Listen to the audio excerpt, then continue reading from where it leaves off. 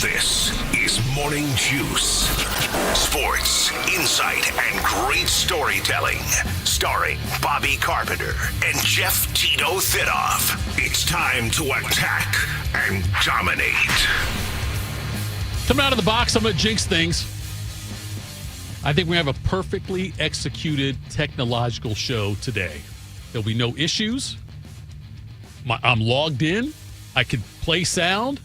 It's going to be a great day, Bobby. How do you feel about that proclamation, talking during the no-hitter? Yeah, I mean, you're just putting it out there, that off and into the ether. So we'll see how today goes. People have asked how the show has gone at the beginning, who maybe haven't listened or been a part of the whole thing. And so, unfortunately, yeah, they had a lot of issues early on. Yesterday seemed to be a little better. There's still a bunch of stuff that needs to be worked through. But it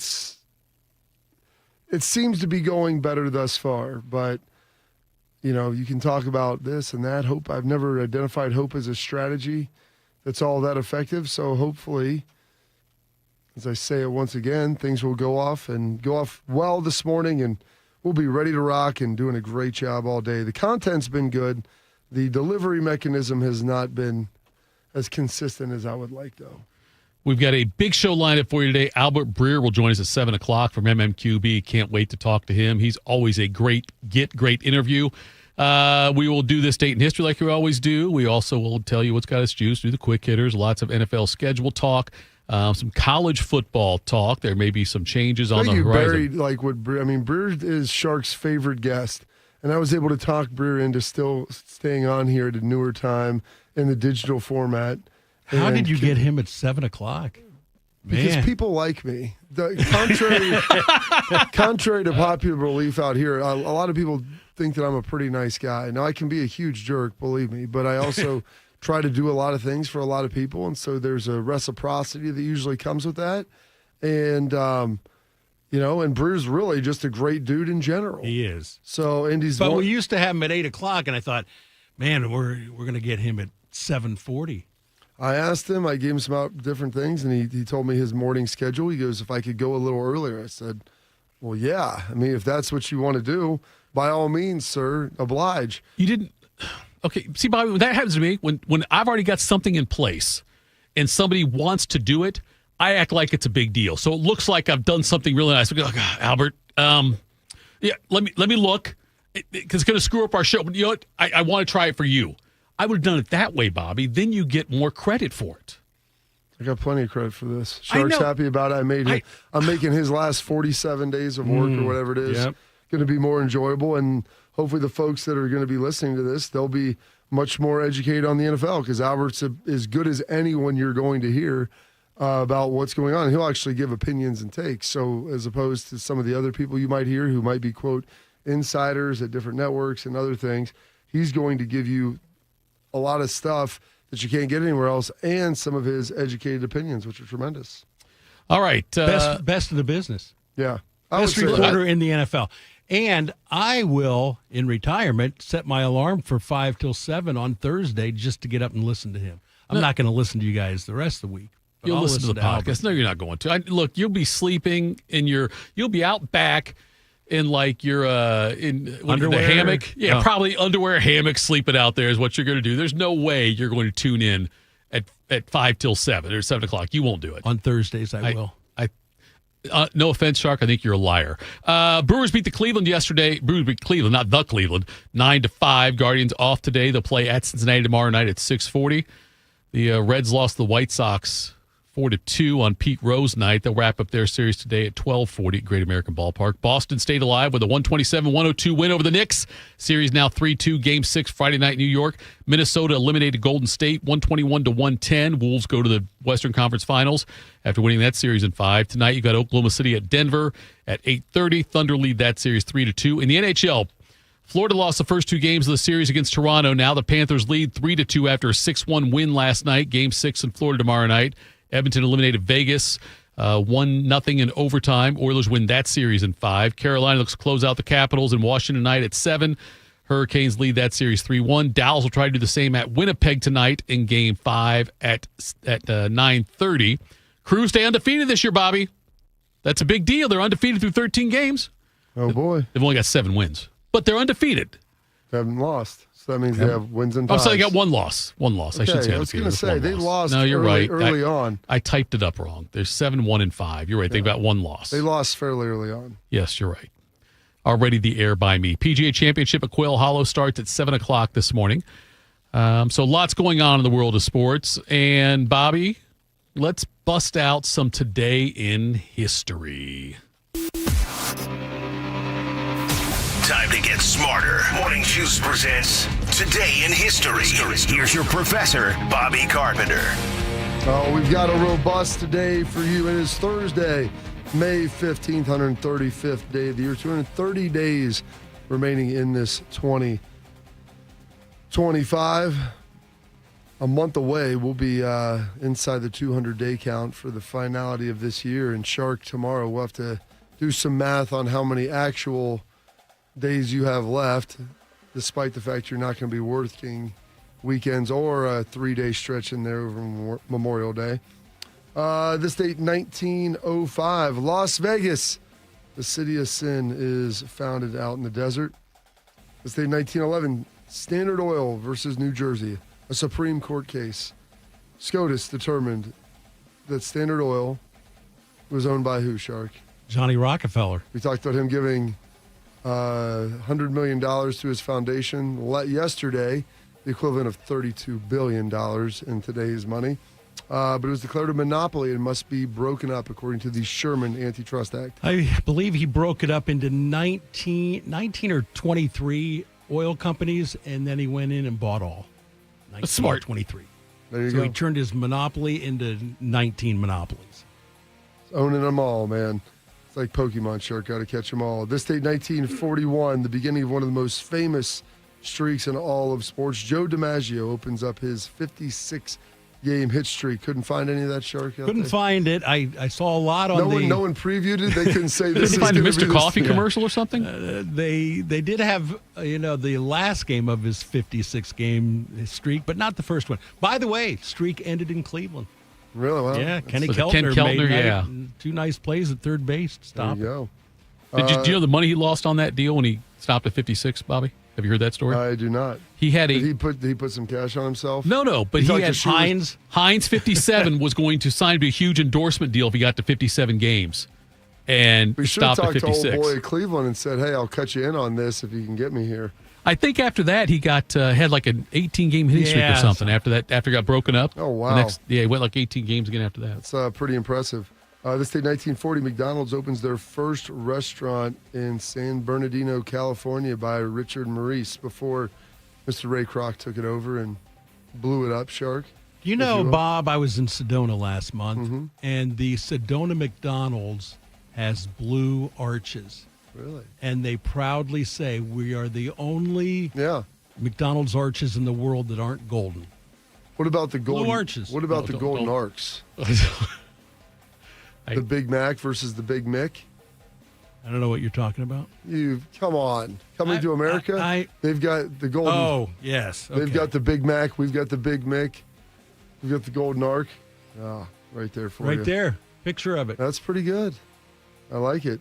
And then this date, 1975, Fleetwood Mac performed for the first time in El Paso, Texas, with 2 of their new members. Who were they, Sharky? Stephen Hicks and Lindsey Buckingham. Good job. Boyfriend, girlfriend. At that time. And if you see my reflection in the snow-covered hills, where the landslide bring down. Gosh, that's amazing. I've heard her sing more recently, and its voice is a little bit different, but she can still rock it. The Silver Spring song that she and Lindsay did, whatever. I think it was around the Clinton time or whatever. They did for like some kind of concert inauguration. And you see Stevie looking at him. And you can see how much pain and hatred she has, right? Because they got to sing to each other in that one. They're looking at each other. Yeah. Silver Spring, it's intense. I like that. Love that the hate is still there all those years later. It's kind of love-hate, they'd get back together, and then they'd break up, and they wouldn't speak to each other for months, and then, they'd friends with benefits kind of thing. But, yeah, they had a strange relationship. And then Christy McVie and John McVie were married, and they divorced while they were making Rumors, the album. And also, Stevie Nicks had an affair with Mick Fleetwood while they were doing that. So then Lindsey had to stay in the same band, play all these tours, go on the road, knowing that Mick Fleetwood. Hey, you know what the best part is? They stayed together. That's right. The band stayed together. You're right. I mean, the Beatles. A lot of drugs. Beatles couldn't work it out. You know, Van Halen couldn't work it out. Right. But you know, with these guys, they worked it out. Yeah. And then on this date, 1982, Ebony and Ivory by Paul McCartney and Stevie Wonder, Thidoff's favorite singer.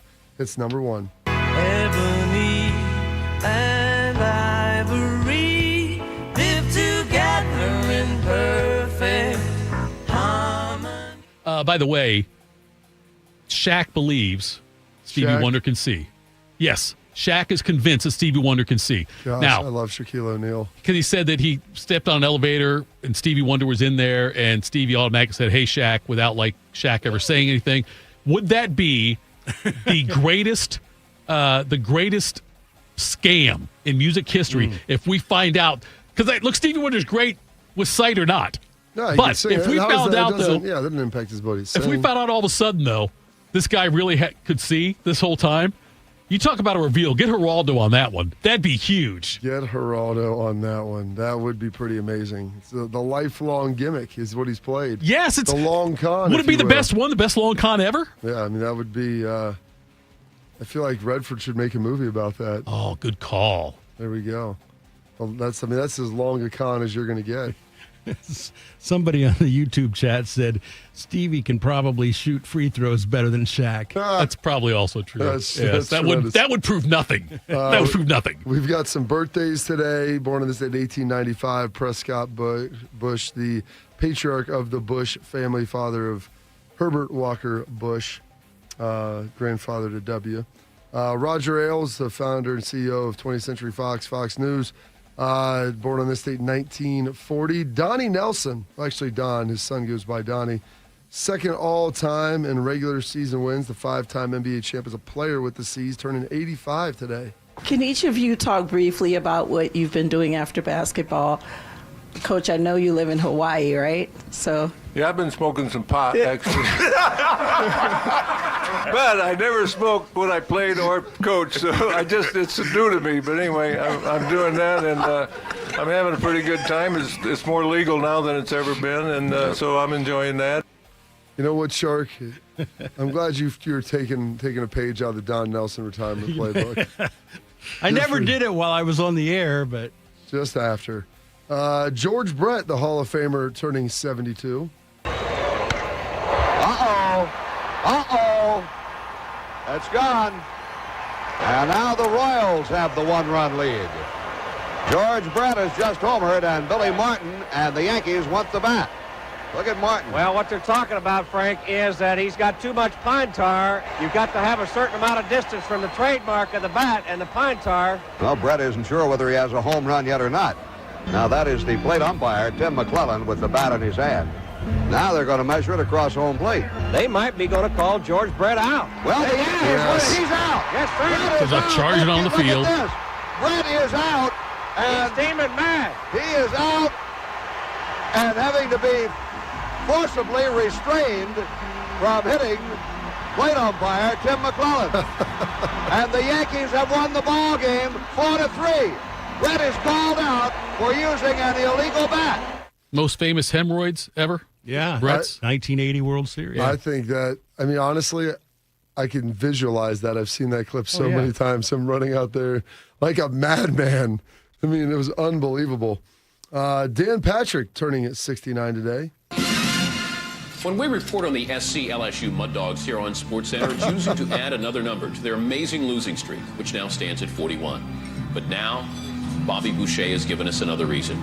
In the Mud Dogs' latest loss this past Saturday, the amazing 31-year-old freshman set a new NCAA record by sacking the quarterback 16 times, shattering the old record of 7. And oh, by the way, Bobby Boucher is also the team's water boy, which of course begs the question, what exactly are they putting in the water down in Jackson's Bayou, Louisiana? The fact that you've got the rising sun in the background as well, that was classic. My kids watched Waterboy for the first time, and Kellen goes, he can play football too? Or Caleb? I'm like, he does more than just golf. I watched First 20 minutes. That didn't do anything for me, so I killed done with you. You had the worst movie takes of anyone around. John Smoltz, this hurt me when I saw how old he was because I feel like he hasn't been retired that long. The 8-time All-Star, one of 2 men to win 20 games in a season and also record 55 saves. The other? Yeah, you know that one, Shark. That's an easy one. Danny Eckersley. Yeah. Okay. I mean, I'm throwing you guys softballs here. That's an easy one there. John they're not throwing softballs, though. Turning 58 today. And Smoltz delivers. Hit in the air. Short right field. Bragg coming in. He's there. And the Braves win it. John Smoltz has a new National League record. That is his 54th save of the year. And the Atlanta Braves have their 99th win as they defeat the New York Mets 3-1 here in Game 1 of a twilight doubleheader. And wasn't he one of the best hitting pitchers of all time as well? I don't know if Smoltz was. I know Maddox was a good hitter yeah. and a good fielder. I thought Smoltz was pretty good as well, but I'll have to look that up. Emmitt Smith, the Hall of Famer and Rush all-time rushing leader, turning 56. Left tackle running room 30. He may score to the 20, to the 10, to the 5. Touchdown Dallas. This game is over. Smith up the middle. Bounces at the 10, to the 5, cut to the right, cut to the left. Oh, no! Evan Smith. Smith straight up the middle, and he may be gone. He's got the 50, he's got the 40, he's got the 20. Eric Dallas chases the 5, 62-yard touchdown, Evan Smith. They'll never forget the day Evan Smith ran 32 times for 170 yards and did most of it with one arm. Handoff, Smith at left guard, 35, 40-yard line. That should do it. Move over, Sweetness. Make a place for Emmett. He is now the NFL's all-time leading rusher. Oh, goodness. Emmitt Smith doing some big things there.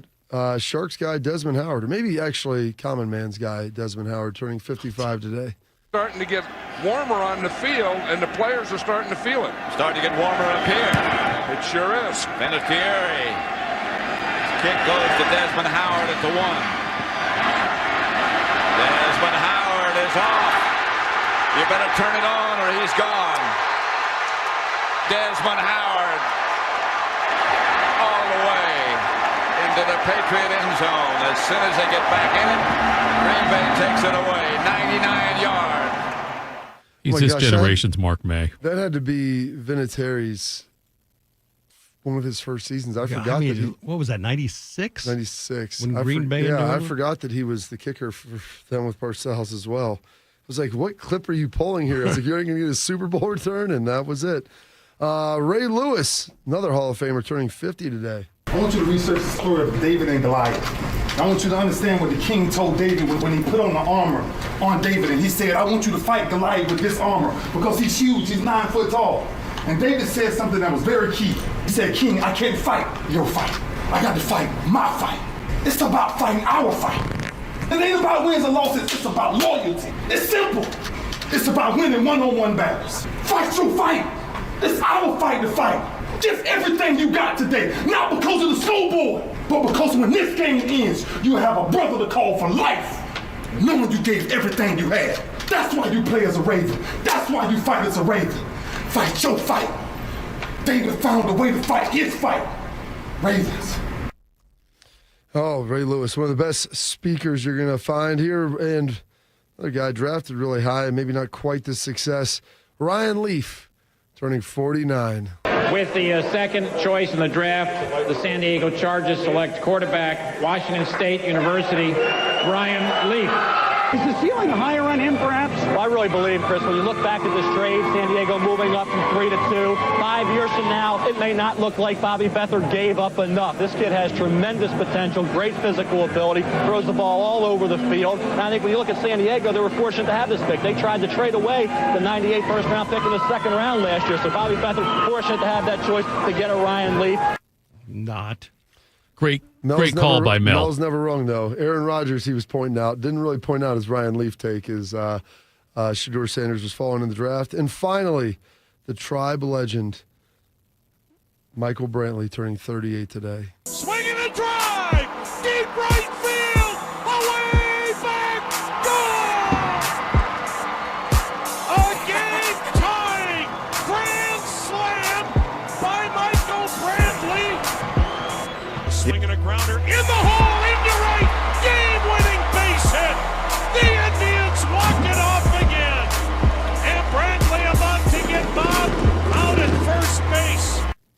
Oh, shoot. I just got a report. During that playing of that sound, Brantley suffered a hamstring injury. Who was hurt more, him or Grady Sizemore? Ooh, good call. Well, Brantley kept coming back from his injury. Sizemore didn't. Well, Brantley ended up going to the Astros and actually having some nice success down there. Just couldn't have nice things with the tribe, if you will. Some holidays and observances today. We've got, oh gosh, my screen just popped away. We've got bring flowers to someone day. I'm sorry, brown bag it Thursday. What's in the brown bag is what I was always kind of curious about. Maybe that's a lunch, maybe it's a bottle. International Day of Families, National Chocolate Chip Day, National Notebook Day, National Stockings Day. Relieve your past by listening to some music day, and VBF Awareness Day, which I have no idea. What's VBF, Shark? Vacation Bible School. I think it's Best in America. Is it Best in America? That's VBF. That's VIA. Video. I don't know, Bob. Who knows? I'll look it up during the break. Thank you. Those are your historical events, your birthdays, your passings, your holidays, observances for this date. Thursday, Thursday, May 15th, the 135th day of the year, and 230 days remaining in this 2025. I am scared to death to know what VBF means, because it means something really bad. Yeah. I don't know. I can't wait to see. I'm going to Urban Dictionary at first and see what it says under that. By the way, the witty comment about Shaq and the free throws with Stevie, Otis Johnson, I think he's a former Bearcat. Brookhaven, running things here. That's what we do. You can't kill us. All right, coming up next, the NFL schedule's out. We'll discuss some of the matchups we can't wait to see. Morning Juice. Once there was a man who couldn't stand. A mom who couldn't wait. A scientific community that said it couldn't be done. And then you. And then I. And then we brought neuromuscular disease into screaming color with the Muscular Dystrophy Association. For 75 years, our voices have thundered through the halls of Congress. We've willed the impossible into existence. We've pushed the science, raised the funds, shifted the narrative, and transformed the reality of life with neuromuscular diseases. For 75 years, we've built communities together, established the field of neuromuscular medicine, and made it thrive. Call that a legacy. Call it impact. Call it momentum. Just call it ours. Because it's the generations of community heroes that give MDA the strength we have today. And until neuromuscular disease is a thing of the past, you couldn't stop us if you tried.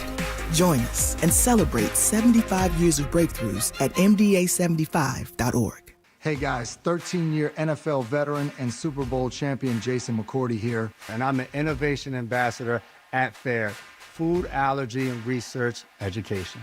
I would say the most challenging thing as a parent of a kid who has a food allergy is probably the ignorance that I myself had in the beginning. I didn't know what anaphylactic shock was. I didn't know the dangers, let alone the things that she needed to be able to have a normal life. When you go to drop your kid off, and every single time in the beginning, we'd have to go through everything she was allergic to. Preparation is everything. And me, for playing football for 13 years, it was all throughout the course of the week. It's getting ready for game day. When you're on the field, you're playing for your fans. At home, you're playing for your family. My playbook, read labels, keep it allergy friendly, and have an epinephrine nasal spray as a backup plan. Because when my family's safe from food allergens, that's the real victory.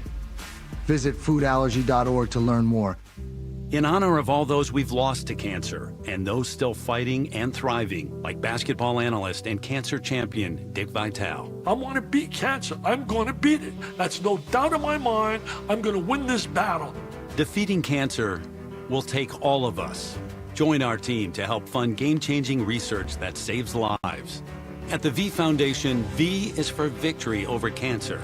V is for victory over the odds. V is for victory over health disparities, victory over setbacks, victory over the unknown. V is for victory over giving up. Don't give up. Don't ever give up. Donate to the V Foundation to join our team and help save lives. Cancer can take away all my physical abilities. It cannot touch my mind, it cannot touch my heart, and it cannot touch my soul. 100% of donations fund game-changing cancer research. Donate now to the V Foundation at v.org. Bobby played for the Dallas Cowboys. Tito wears assless chaps. I'm dead sexy. You're locked into Morning Juice. Morning Juice. Thanks for spending time with us here. Hop on the YouTube chat if you'd like. Love to interact with you. All y'all. Bobby, NFL schedule came out yesterday. Before we get into some of the key primetime games and holiday games and whatnot, the Browns and Bengals open up against each other. I saw that in the Browns schedule that was sent over to us. Oh, did we get that? I didn't. Oh, I'm sorry. You may not have been on the email. Fish sent us out an email with the Browns schedule on it as if he had access to it before anyone else, and we couldn't just get that anywhere. The Browns have got kind of I started looking at the schedule, that's a rough start to their schedule, but then I started thinking, well, a lot of teams are better than the Browns, so there's going to be a lot of, most games, most weeks we'll look at it, but they open up hosting the Bengals, then they travel to Baltimore, then they host Green Bay. Oh, gosh. Then they're at Detroit. You could be staring at 0-4 right there. I mean, the Bengals game's the most winnable one of the bunch, but having to travel to Baltimore and Detroit and also hosting Green Bay, and then they go overseas to play Minnesota in that game in, I guess that will be in London. So before they play at Pittsburgh then. No primetime games on the docket unless you count 9:30 a.m. as a primetime game. What do you think the Browns' season win total is? Over under? I would bet it's probably around 4.5. What do you think, Sharky? Well, they can't win 4.5. I know it'd be the over under though. He's saying, what's the line? What's the line? I'm gonna go. I'll go over 4.5 if that's what you're asking. I think they'll go 5-12. What do you think the line is, though, in Vegas? Probably 4.5. So I'm seeing it at 5.5. Oh. So, Thidoff, you should hammer. I'm going to hammer the under. Are you kidding me? Hammer the under. And Sharks, so were you going to hammer the under too? Yeah. 5? Yep. Oh, yeah. They're dead last, DFL, with the Giants, the Jets, the Titans as well, all sitting there at 5.5. So not a great situation. Panthers and Saints. Raiders sitting there at 6.5. So Browns down near the bottom at the basement. And when you read the opening of that schedule, Thidoff, I saw an 0-4 in my mind. I think so too. I think it's how they start out. I think they start out 0-4. Best case scenario is 1-3. That's exactly what I thought too, Bobby. The Bengals, meanwhile, they obviously they open up the Cleveland, like we said. Then they host Jacksonville. They're at Minnesota, at Denver, and then host Detroit. The Denver game is a Monday night game. They also have a Thursday night game in Week 7 when they host Pittsburgh. That'll be a fun one there. I feel like they usually put that on Thursday night. Either that or Cincinnati. Yeah, it's usually Cincinnati, Cleveland on Thursday night, it feels like to me. What's interesting to me, though, what jumped out when I saw this was the last game on Thanksgiving, that 8:30 game or 8:15, whatever it is going to be Cincinnati at Baltimore. That should be a fun one there. That could really have that some. That would be a good one. And by the way I always look at it is. How do you look at it, Thidoff? When we have games like we have games on the holidays like this or later in the season, I want to see weather. I don't want to see domes. I hope it's cold. Why is that? Because I don't like you guys. Who is me? I don't play. Former NFL players and current NFL players. What do former players have to do with the weather? I'm just saying. I always enjoy watching games where you guys from are the comfort of your home while other people listen are to miserable. Me. You could put me in like the old guy, the old guy look where I'm in like a recliner with a blanket on me and holding a cat or a small dog. Holding a cat? What are you, a super villain? We have a cat. No, I'm saying that's what I feel. If you picture an old guy doing that, maybe sipping some hot chocolate and watching you guys be wet, cold, all those things, battling the wind. I want to see your breath. I want to see like the icicles on your beards. I want to see all that stuff. So I like having a game like that. I always get ticked off, Bobby, when they have games on the holidays or late in the season in domes. I want to see weather. So what's interesting about that, Thidoff, is I was on with Rothman and Ice yesterday, which I usually jump on with them. Dude, on how many Wednesdays. shows were you on yesterday? 3 here. I mean, good Lord. Okay, go ahead. And then I did my show with Schlags. I mean, Thidoff, there may be people that don't think that I work a lot here, but I mean, I do a decent amount of things. Especially for this place, more than I should. But Matty Ice asked me that question. He goes, as a player, when the schedule would come out, how would you look at it? I said, so I played in a dome in the north in Detroit, and then I played in Dallas, which was a warm weather city. Right. I go, we played the NFC East, so those were more northern climates, obviously. I mean, you could say Washington's mid-Atlantic, but it still gets pretty cold. And so I used to look at where we played our games, hoping that we would play early in our season, more of a road schedule for our divisional opponents to avoid some of the heat. And then later in the year, I wanted to play more of the games at home because it was warmer in Dallas. Now, it would get chilly in the evening and then later. But then in my last year, we had the new stadium, and it was all indoors, so it didn't matter anyway. But that's how I used to look at it as a player. So opposite of you. And thankfully, the scheduling gods during the course of my career, we opened up with Jacksonville one year, played Miami the second season, the second game. My third year, we played Tampa Bay the first game of the season. So some real nice sweat boxes. And then I remember in Detroit, we finished up with Green Bay. That was the infamous Matt Flynn game where he had 400 yards against us, and there was snow all over the ground. Made him millions of dollars. Yeah, absolutely. So good for Flinner. I tell him that all the time, man. You can thank us for that one. I played some other we played Washington the last game of the season. We played Philly at Philly the last game of the season one time. And so, the NFL gave us those, quote, weather games that you like to see so much of that off. And I'm glad that you got to enjoy that. Bobby, it's petty by me. Listen, I know it's petty. I realize it is. I said the same thing. You're more Tom Petty than anyone I know. I said the same thing to DeVere, the same thing to Dane. They probably said the same thing as I did. Oh, they listen, you're one of the rare former Buckeye athletes that will sit next to me this often. I don't think any of the other ones would. Tyvus, those guys, I don't think they would. I remember one time, by the way, I was in the old studio, and I was doing a show, and Hartline came in and sat in. It might have been working with you, and Hartline came the one time he did. Now I got into coaching, whatever. We had, so. He used to come on our show with Rothman and I weekly. Yeah, we had him in the studio one time when I was working. I remember that, and that was and then also facilitated by me. He decided to take a step back and go into coaching. The other games on Thanksgiving, Green Bay at Detroit, Kansas City at Dallas. Those are ones that locked in domes, but whatever. I can't complain about that, I guess. But those are a couple of decent games. Green Bay, Detroit will have ramifications. So Kansas City at Dallas. And Dallas plays 4 Thursday games this year. They're the first team in history to do that because they also play on Christmas, which is a Thursday, and so are the Lions. They were the first team to ever play 2 Thursday games in a row. My third year? Yeah. Second or third year. I think second, actually. We played on Thanksgiving, which we always did, and then we played one of the first Thursday night games ever. It was when they used to just do them at the end of the season. Right. And we played Thursday, Thanksgiving, and then played Green Bay the following Thursday night. And it was pretty cool because they let everybody, for Green Bay, I think they let them get their own way back if they wanted. And so Age, like Laura and like a lot of his family stayed at our house. I think Age stayed down there for a day or two as well. And they gave him like those next days off. To be able to hang out. But, yeah, we played 2 back-to-back, which was crazy, just how it flipped your week schedule. But with Dallas doing 4 Thursday nights. Yeah. How many of those are back-to-back? I don't know if any are back-to-back this year. I'll take a look at that one. That's terrible. If they don't, hopefully one, at least like a Monday night game is following it. So they open the season on Thursday at Philly. Then they play again the following Sunday, obviously. So that'll be that one. They have a Thursday game, the Thanksgiving game.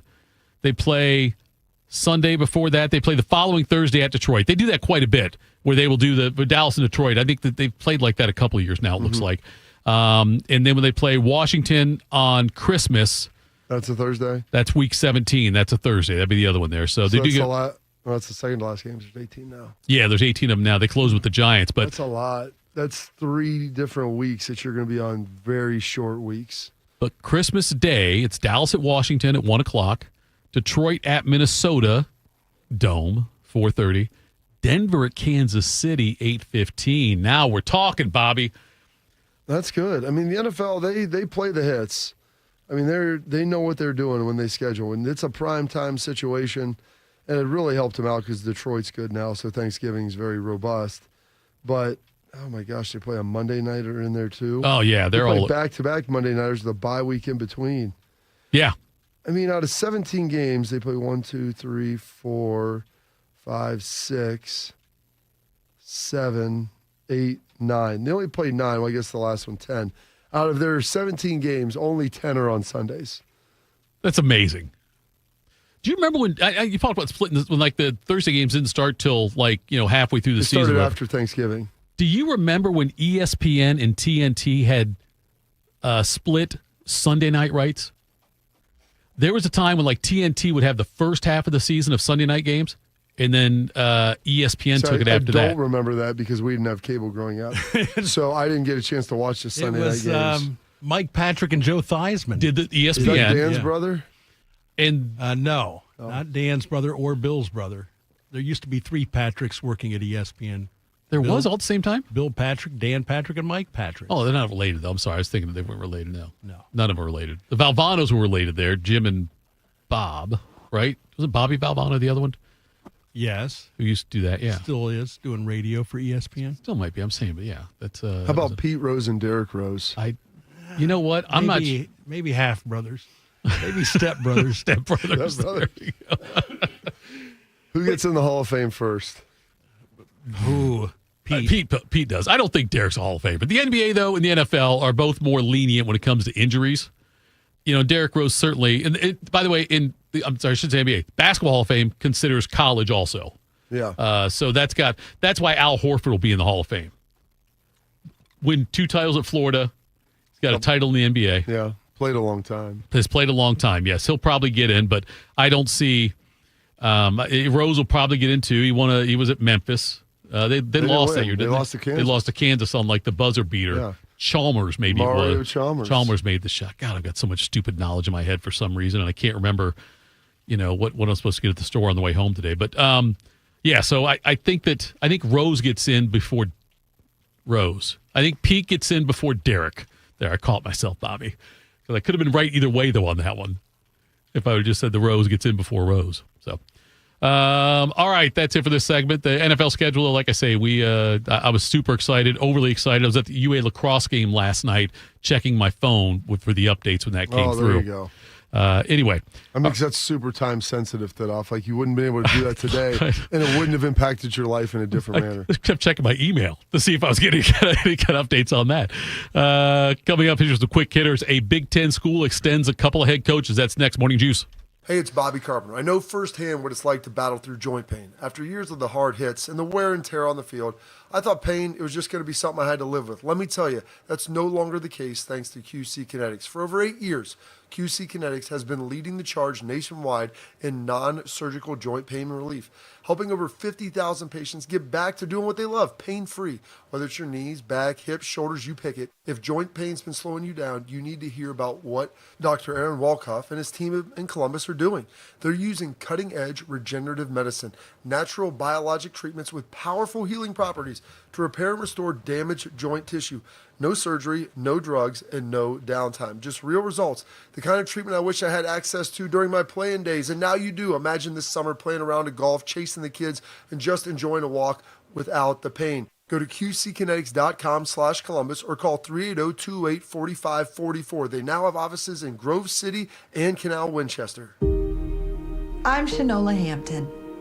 Every day, millions of people face hunger. Today, I will share with you some of their experiences. I'm stuck between paying for medications or paying for food. John from Maine. After paying my bills, I can buy groceries. It's sad to say, food comes last. Alice from Oregon. I thought pantries were for less fortunate people, but anybody could be less fortunate in a day or even a second. Claire from Virginia. The Feeding America network of food banks helps provide over 6 billion meals to people in need each year. No one should have to worry where their next meal will come from. Together, we can end hunger. Learn more at feedingamerica.org. I'm a wife and the mother of 2 kids, and I've got a good job. Bye, Mom. See you, Mom. A pretty important job. Because of my family and my job, I really care about this neighborhood. It's a good neighborhood. Yes, there's some crime.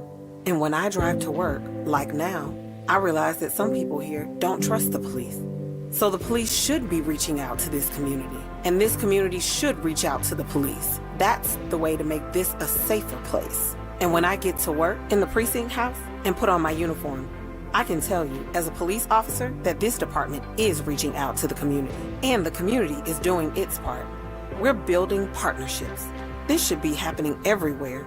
This is how we can all be safer. Get involved. Start the conversation. Start the conversation and help stop crime. To learn the 5 things you can do, go to ncpc.org/prevent violent crime. A message from the National Crime Prevention Council and the Bureau of Justice Assistance. Tito has had 2 wives. They've both been named Heather. If you know someone named Heather, please warn her. This is Morning Juice. Told my wife about that little sounder coming back. She probably didn't know that your first wife was a Heather. Didn't even know I was married one time already. That's the part that's really tough about this. The things you find out by listening to the radio. The truths that get exposed, or the lies, I guess, that get exposed and turned into truths. But that is accurate. Yes, 2 Heathers. Didn't have to change the towels, though, Shark, did I? But, of course, second Heather refused to take my last name. Didn't want to be the next Heather Thidoff or another Heather Thidoff. That's a big topic for my therapist. Do some quick hitters. Morning Juice presents Quick Hitters. Sponsored by Dr. Mark Levy. If you're snoring and not sleeping, call Dr. Mark Levy today at 1-800-MORE-SLEEP. Good morning, Shark. Hey, how you doing, guys? Haven't talked to you forever. Seems like it's been a long time. We're going to start off today with a topic near and dear to my heart. Drugs. Illinois athletics. Yes. the fortunes of Illinois athletics are on the rise. Basketball coach Brad Underwood has led the Illini to 5 NCAA tournament appearances in his 8 years in Champaign. And Brett Bielema has a record of 28-22 in 4 seasons. Darn near made the CFP last season. Before Bielema arrived, Illinois was 17-30 under previous coach Lovie Smith. Now, go ahead. No, you always bring up Lovie Smith when you and I talk. Because I told you I thought he'd be successful, and you always gave me a bunch of grief about that. I forgot about that. Oh, never mind. Then forget it. Go ahead. No, I remember now. You said second best coach in the Big Ten behind Urban Meyer at that time. Anyway, the university is rewarding the coaches with new 6-year contract extensions. Bielema's salary begins at $7.7 million a year. Underwood's starts at $4.4 million. Tito, it's good to be an Illinois fan. You know what, Shark? Whenever I go on my rant about how all these other Big Ten schools that are sucking from the teat provided by Ohio State in the media rights things, I talk about changing the Big Ten, get rid of some of the teams that don't belong there. I always talk about Northwestern, Indiana, Purdue, whatnot. I usually bring up Illinois, too. I've changed my tune on that. They're still sucking from the teat. They provide no value. I understand, but they've at least been better, but they provide no value. I think Illinois, though, Rutgers, goodbye. Maryland, goodbye. I think that Illinois, though, this year, I think they will make the CFP. I think they'll be one of 4 Big Ten teams in the CFP this year. Who's watching them play? I don't even care for good. Bielema. and the Bielema family. Who are the other 3? I don't. Ohio State, Penn State, and Oregon. I think those are the ones that get in. Yeah, I think Illinois does sneak in. I do think they sneak in this year. They're good. Bielema's turned them around, and it's amazing. He was great at Wisconsin. I was there when he took over for Barry. I hated playing against him, but didn't work out at Arkansas. It's really worked out for him at Illinois nicely. It's good to have another quality team there. I love the beef with him and Shane Beamer in the bowl game. I mean, that was good. You're right. Yes. Yep. The fact that they were on the field, like yelling at each other, like that was great. I mean, it was some full like SmackDown stuff. Bielema is a great villain. Yeah. And he's without Harbaugh, like he's the villain you need in the Big Ten, and it's been pretty enjoyable to see. When Ohio State plays at Illinois this year in October, I think it is. If Illinois were smart, they would make it Juice Williams Day and honor Juice Williams and show all the highlights on the screen and all that stuff. The 2007 game? Yeah, when Juice Williams, I would do that if I were Illinois. What about Illinois? Or Dave Wilson Day, Shark. That's going back a little bit, right? 621 yards or whatever it was against Ohio State. Yeah, against Earl. Yeah. The salaries of NFL running backs have fallen drastically over the past 6 years, but a couple are getting paid, including Derrick Henry. He is signing a deal that makes him the highest paid running back ever over the age of 30. Henry is 31. He was entering the final year of a 2-year, $16 million contract. But now, Bobby, he's getting a 2-year, $30 million contract, $25 million guaranteed. Wow. That's pretty nice. So they're on the rise. Do you remember when a couple years ago they had like the running back conference? Oh, yeah. All the guys got together. I'm like, what are you guys going to do? Collectively hold out for better working? What is this? The turn of like the century where we're trying it for workers' rights. You guys the running back's gonna have their own separate union. They're gonna withhold their services. If you don't value us anymore, no more running backs. And you know what I think it took is I think Derrick Henry still being a very good player, but most notably like Saquon Barkley going out there and proving that while I would say this, I don't think it's worth. And this isn't an original thought by me. I can't think of who to attribute. A couple people have talked about it, but while it may not be worth it to build a team around a running back, right? If you have a good quarterback and a good roster, the running back puts you over the top. They can be the difference maker for you. In New York, when you couldn't throw the ball at all and your offensive line was garbage, Saquon Barkley is not a magician. Right. But you put him on a team with a good offensive line, competent receivers, and a good young quarterback, all of a sudden now, even like in a less traditional offense, like Jalen Hurts isn't Peyton Manning, but he can run the ball, he throws well enough. And with that, boom, all of a sudden now you have an offense that's incredibly explosive, and Saquon Barkley is one of the most productive players in the league. He is. And the only, like for Derrick Henry, it feels like, though, Bobby, for the last... They just gave him more money. I would say for the last couple of years, though, it's like, Derrick Henry's got to be at the end of the line. I mean, he's getting old. He's had a lot of carries, and he keeps on proving everybody the line wrong. Is further away than you think. He is a little bit of Rick James. He's a habitual line stepper. Yes, he is. Look, Baltimore, it's a smart move by them. I don't know if in the second year of the deal it will feel like it's worth it, just because I keep expecting Derrick Henry to finally, because running backs do. There's not a lot of Frank Gores out there. Coach, he was on that team with the Sugar Bowl with Ohio State in 2015. Right, yeah. I mean, he's been playing for a long time. And I don't know if I would define him as a contact-averse player, if you will. Yeah. Derrick Henry takes a lot of shots. I mean, he was as close as you could get. It's a shame that, I guess, he played for the team, so you did see him a little bit in those nice powder blues. But, I mean, he's the closest thing you're seeing to Earl Campbell probably in the last 30 years. Yeah, you're probably right. You put him in that. You put that oil derrick on the side of his helmet when he was in Tennessee. And, right. I mean, there was some very similar resemblances. And Earl, like as good as he was, by year 7, was about as good as me now. I mean, he was beat up and could not move. Now, he was a freight train for a long time, but Derrick has somehow managed to maintain this. Go back and watch that 1978 Monday night game against Miami in the Astrodome.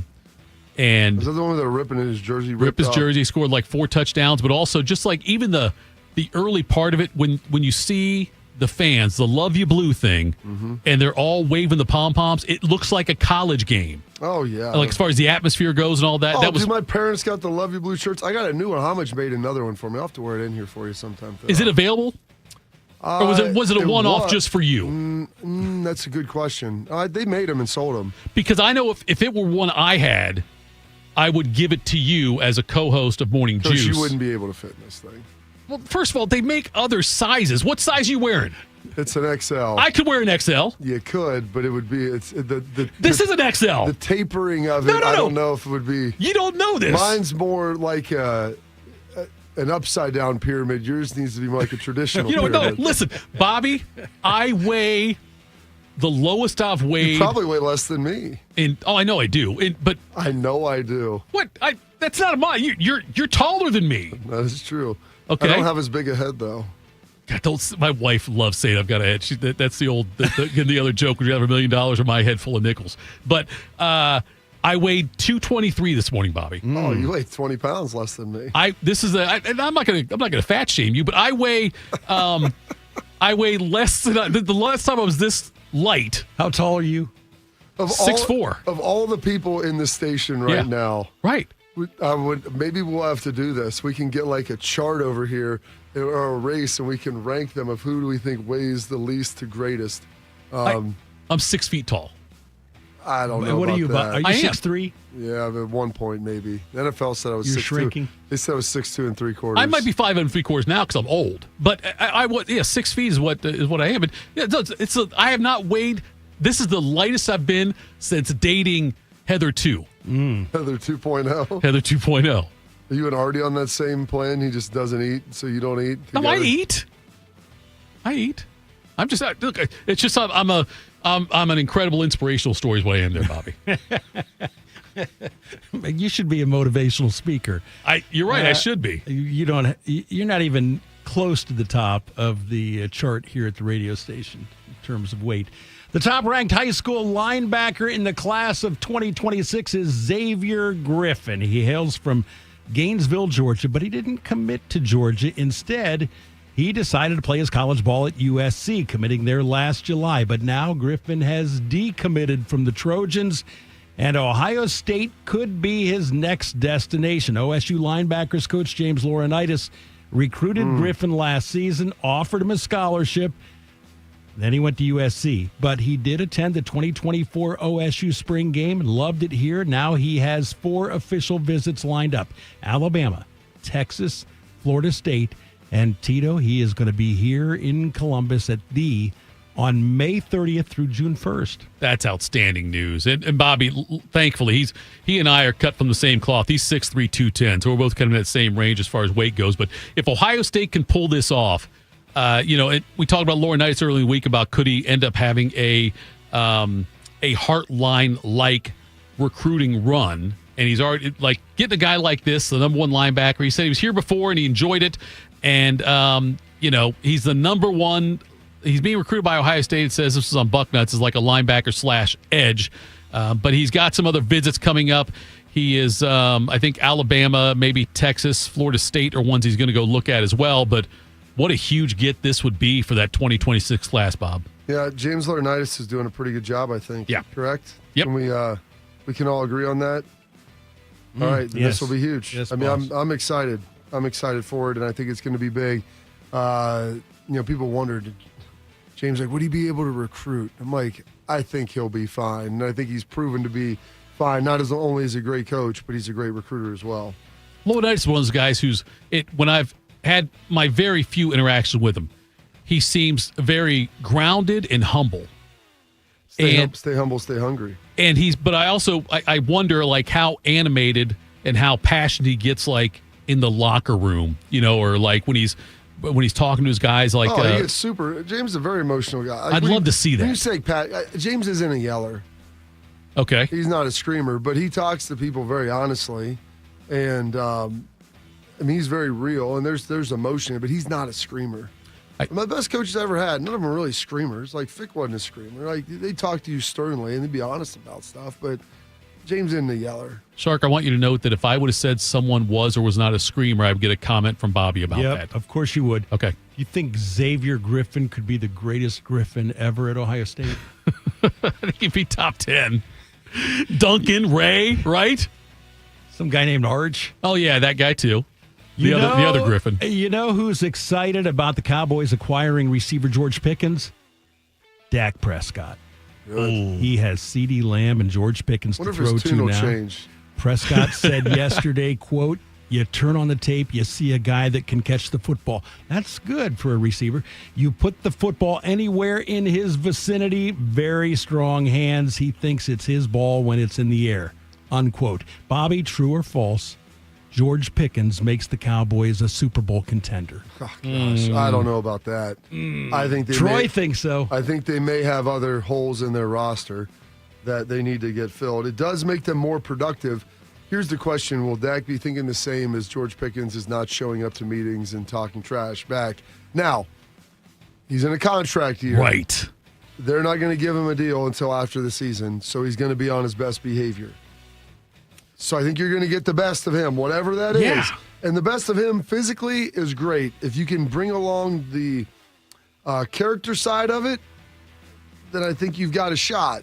But if he's not getting the rock as much as he needs to, then he might be a little bit upset. And Bobby, usually don't think in this day and age that when you're trying to go to a place for a culture that will change the way you attack the game, to change the way you approach practices. Dallas doesn't seem like that kind of one's going to improve it. Pittsburgh does. New England with Vrabel would, I would think, as well. But Dallas doesn't strike me as that way. But here is what I like about this is that Pickens, I think, will be a very good number 2 receiver. You can't rely on him to be the alpha dog like Pittsburgh was. I don't think he's wired that way. I think as the number 2 in Dallas, he will do very well for the Cowboys. The contract year, like you mentioned, that's huge for him. That's huge because Dallas said they're not going to negotiate right now. Hell, Dallas going to franchise tag him after the season if they wanted to, I guess. But I think the fact that he's the number 2 there, that's significant. Shark, when you said Troy thinks they're super, did you mean Aikman? Did Aikman say they were? Yeah, he thinks they're the favorite to win the Super Bowl. CTE is a hell of a thing. There's no way the Cowboys are a Super Bowl contender this year, Bobby, right? Because you can't play defense. You got to get Micah signed still. Yeah, but he's going to play, and they probably do. Super Bowl. I can't put. They're the 3rd best team in their division. Yeah, I mean, plus you've got Detroit out there. Green Bay. You've got Green Bay, Minnesota. I think San Francisco is probably going to have a bounce back Rams going to have a good year. They got Devontae Adams now. Yeah, I forgot about that. I think they're a playoff contender. They would have to show me a lot during the season to up that to a Super Bowl contender. Yeah, it's going to be the NFC is loaded. Detroit, Minnesota, Green Bay in the north, and now you got Chicago. I know Chicago didn't make the playoffs last year, didn't come close to making the playoffs last year, but they made a lot of improvements on that team along the offensive line, which is what really is what was killing Caleb Williams in that offense last year. But yeah, I if you ask me to rank the teams, the 16 in the NFC, I would put the Cowboys around 10 or 11 probably, Bobby. That's why I named off 6 or 7 that you would say that are probably better than them. Yeah. I don't know if I'd put them all the way at 10 or 11. I'd say they're probably somewhere between that 5 to 8 range, which makes them a playoff contender. That makes a playoff contender. But not necessarily a viable Super Bowl contender. Yeah. By the way, we had to bump Breer back. He's going to pop on about 7:20-ish. 7:20. Okay, that's fine. We can make that work. We'll do this, though. We're going to take a break now. Coming up next, did college football change enough for you last season? If it didn't, we've got another potential wrinkle. We will do that next. Morning Juice. We are the keepers of the wild, America's original and most invested conservationists. For more than 80 years, we've been committed to conserving wildlife and the natural landscapes that define our nation. From rugged alpine ridgelines to peaceful tall grass prairies, we've supported the conservation of more than 36 million acres of American wildlands. Our funding has led to cleaner water, fresher air, and improved wildlife habitat. From abundant fish and waterfowl populations to robust deer and elk herds, nothing is more important than maintaining wild spaces for adventurers to explore and wildlife to thrive. We are America's hunters and target shooters, stewards of the American outdoors. America's hunters and target shooters, along with firearm, ammunition, and archery manufacturers, have invested more than $46 billion to help state fish and wildlife agencies manage and protect wildlife and wildlands across America. For more information, visit outdoorstewards.org. Within 15 seconds of logging onto social media, the algorithm has your daughter in its crosshairs. It sends her a steady flow of images telling her she isn't thin enough, pretty enough. They invade her brain, causing body dysmorphia, anxiety, depression, leading to the worst rates of eating disorders, self-harm, and suicide we have ever known. All while she's sitting right next to you on her phone. Congress knows, but it refuses to act.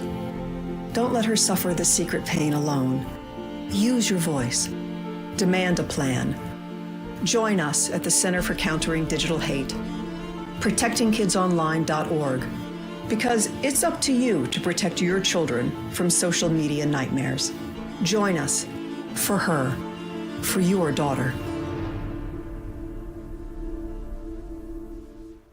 It's been a real journey since 2014 when I first had my injury. I realized that my home was just not working for me, and that it was time to ask for help. Homes for Our Troops is really giving me my life back. The shower allows me to go in and turn around with my chair, pull down storage racks, automated door systems, hours of my morning given back to me. Adaptive sports are a huge part of my life, a huge part of my healing journey as well. Homes for Our Troops helped with making sure that I had a home gym so that I can continue to train. This past year, I was able to host Thanksgiving in my home. And it was the first time I was able to have my whole family in one place, and I was able to contribute to the meal. There are a lot more veterans in need, and Homes for Our Troops is going to be there to help them too. Homes for Our Troops builds and donates specially adapted custom homes nationwide for severely injured post 9/11 veterans and enables them to rebuild their lives. Join our mission at hfotusa.org. Proud to be your go-to sports addiction. WBNS, WBNS FM, HD3 Columbus. The Fan 3, Ohio sports destination. Tito invited the new Russian family who moved in down the street to watch Rocky IV. It did not go well. I must break you. This is Morning Juice. Morning Juice right here on the Fan. The Fan's, app, YouTube channel. Also on HD3. Catch us from 10 a.m. to noon on 10 TV Plus. Download that app. It is free. Bobby, there's been talk about and it sounds like the ACC and Big 12, surprisingly, are on board with this, but that the top 4 seeds for the CFP this year and going forward might not be conference champions, the ones who got the byes. Now, last year, it was Oregon, Georgia, Boise State, and Arizona State got the byes. I don't know if it was beneficial, I guess, to them, you could say. I'm not sure on that one. But, Bobby, here's what would have happened last year if they would have done it without the conference champions, the top 4, getting guaranteed byes. You'd have Oregon as 1, Georgia as 2. That would have been the same. Texas would have been 3, Penn State would have been 4. So Texas and Penn State both would have gotten byes last year in the first round.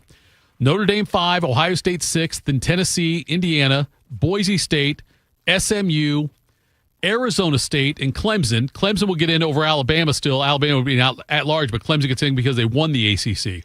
So Ohio State would have then been playing Boise at home? Nope. It would have been Clemson. The first round would have been Clemson at Notre Dame, Arizona State at Ohio State. Arizona State, okay. SMU at Tennessee, Boise State at Indiana. Then if the favorites win, the next round would be Oregon, Indiana, Georgia, Tennessee, Ohio State, Texas, Penn State, Notre Dame. Some differences. I guarantee you that Oregon would have liked that setup a lot better. I think they would have also. You would much rather play Indiana. Yep. For Ohio State, okay, you're getting Arizona State versus Tennessee. I mean, I think they're different. I think Tennessee's better than Arizona State. Mm-hmm. Arizona State at home looked a lot better, obviously, during the they weren't at home. They were in a bowl game. They were in a bowl, yeah. Who did they play? Did they lose to Texas? Yes. Yeah, that's right, because they had to play at the end. I mean, they played Texas pretty tough. They did. Yeah, they had them beat. Yeah, they played Texas tough. But still, you would want the matchups to be more like that. I think if you read that off, even outside of knowing the history of what happened now, you would say that sounds like it makes a lot more sense than what has gone on. Because Ohio State being the 6th, they play Texas. The winner of that game would play Penn State, Notre Dame winner. So Oregon would have to play Indiana to get to the semifinals, and then they'd play the winner of Georgia, Tennessee. So, Oregon would have much preferred that. So there would be some changes in that. And like I said, the Big 12 and ACC are both leaning towards saying that's okay with us. Well, because here's the thing. If they don't say it this year, next year the Big Ten and SEC can basically unilaterally make all the changes they want. Right, yeah, they could just they're trying to play they're conceding. Yes, you could either say we're going to stick to this right now, or you could say, hey, let's see if we can give a little here and maybe get a little later. Do you prefer? I prefer. I think it's better that way if you're going to have just the top 4 teams. I don't think if you win a weaker conference, and again, no offense, Big 12 or what's Boise State in? They're in the AAC or whatever they are. No, I think they are. That's Mountain West. Mountain West. Okay. Good job, Tidoff. Thank you. I pulled that one out. And then, Clemson, with they lost 3 games but won the ACC. I don't want to automatically reward a couple teams like Boise State and Arizona State, and we saw that because of the way. But then again, the teams that had buys, Oregon ended up losing to Ohio State, but that wasn't because of the bye. It's because Ohio State was just better than Oregon on that one. But Arizona State and Boise State, did they get hurt by waiting? Bobby, I don't know. Do you think that makes much difference? We're going to go 16 teams, so it might not matter. It might be a moot point in a year or two. But do you think it's overblown having the bye week and the time off resulting in losses for some of these teams? I don't think so. I think the bye week is definitely beneficial. Playing less games is beneficial. Sure. But everybody would like to play a home game. Getting some momentum and getting hot in the playoffs helps. And so you would like to have a bye, but then have that second-round home game. Yeah. I think that's the sweet spot of what people were looking to do. Because you saw those environments. Oh, yeah. They were sweet. Yeah. They're unbelievable. And so you get your home environment, and then you can get some momentum with that while maybe getting healthy. And the thing is, the worst thing that you could do is what happened to Penn State, where you lose your conference championship, so you don't get the bye. Right. And then you have to spin around and play that first week. So you played an extra game, and then you have to play the first round. Whereas now, in theory, if you were good enough and you lost your first, it would be tough. But I mean, if you lose a close game to the number one seed, and that's your only other loss or whatever. Yeah. Or like this year, there's a chance that Penn State, they would have been. What were they? They were the 3. They were the 4 seed. 4. Going in, they would have. So they were the 4 seed. Jumped Oregon. So they would have lost the conference championship game, but then got that bye. Yeah. And so then you get to get that game back. And then if you could have gave them that next game in Happy Valley, I think they would have been pretty excited about that. They'd be playing that second round. They'd play Notre Dame at Happy Valley. Notre Dame. What did I say? Notre? Yeah. You sound like Schlage's Notre Dame. I've never been criticized for pronouncing Notre Dame. That's how I say it, but Tress, whenever he talked, Notre Dame. He would always say it that way? Oh, gosh, it would drive me nuts. Jim Tressel sounds pretentious to me. Anyway, yeah, so Notre Dame. Now, Bobby, you've gotten in my head. Now I'm going to be thinking about that. Every time I say it now, I'm going to pause and say Notre. That's how it's supposed to be pronounced. Took me years to go. The way they say it in Paris. Notre Dame. I always thought Notre Dame meant no women in French. No? Is that a thing? I don't know. I don't know what Notre Dame stands for. I don't know. Maybe I'm wrong on that one. No women in French. Well, Notre, no. And then dame is kind of a slang for a woman, right? It's like French slang, isn't it? Is that real? I don't know, Bobby. My gosh. I'm trying to figure out what goes on in that giant melon of yours. Trust, dude. Notre Dame is a French phrase that translates to Our Lady.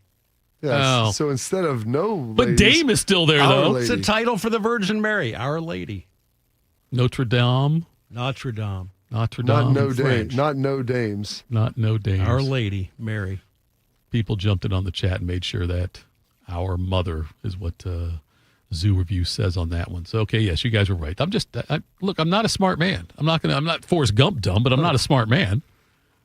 No one's going to argue with that one. I feel like this is a Tropic Thunder situation that we're leaning into right now. You want to hear something funny about that?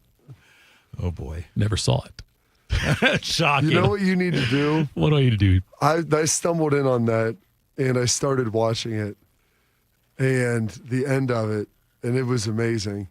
And then Courtney walked back in, and RJ was watching it with me, which she was like, you can't have him watch this. I was like, he's a freshman. Like, this is... How old was he when he watched it? Just recently? This was last year. Okay. Yeah, this was last year. I was like, I don't know about that, Bob. I think he was going into his freshman year. Dude, I watched Pulp Fiction when I was 12 years old. But look how corrupted you are. Right, exactly. You want to do that to your kids? They don't make movies like that anymore. He's like, Dad, this is crazy. I'm like, when things used to be funny, you could joke about everything, and it was okay because it was comedy. And so... I watched that when I was watching that Robin Williams thing. Some of the stuff that he was saying about like playing football games in San Francisco and alluding to different stuff and what he was doing out there, I was like, man, that was hilarious. But he would have been canceled. But I think we're coming back. I think the cancel culture is getting canceled. But we watched that Tropic Thunder, and my wife walks in with Caleb. I think they were at a soccer game or something. And she's like, "What are you watching here? This is terrible." I caught this on TV like halfway through, or maybe I don't know how. It was the full deal. It wasn't edited and cut anything out. And so I was like, I've just missed the beginning. I've caught most, but so then we started watching the beginning, and Caleb, she goes, he can't watch this. We restarted and watched the whole thing, and then Caleb sat there and watched it too. Isn't that funny? That happens. Jack Black is sucking the blood out of the bat after it ate his drugs. Caleb's like, don't give too much away. Don't spoil it now. Come on now, in case I stumble upon it. I don't want you guys to tell me how it ends. I'll be honest. There's a dude playing another dude in the movie. The only thing I've seen a clip of it here and there, and I see Robert Downey Jr. in blackface. Yes. Which is remarkable. I don't think I'd feel comfortable watching it. Ben Stiller's character, him and Robert Downey Jr. have some unbelievable conversations. And then the best part of the whole movie might be Tom Cruise. Like, he's not in it very much. Right. But his character is remarkable. He does his own stunts. McConaughey's in there a little bit. It's really good. Gosh, it's tremendous. Based on a true story? I think it is based on a true story. Come on. It was actually based on the shooting of Platoon, I heard, Shark. The outtakes of Platoon? I mean, did you ever see Platoon? No. What? Come on, Willem Dafoe? That's what put Sheen on the map. Yeah. Willem Dafoe was very young, Charlie Sheen. He was 83. He was like 22 years old. Dafoe was great in Spider-Man. Oh, Tom Berenger's in it? That's before Major League.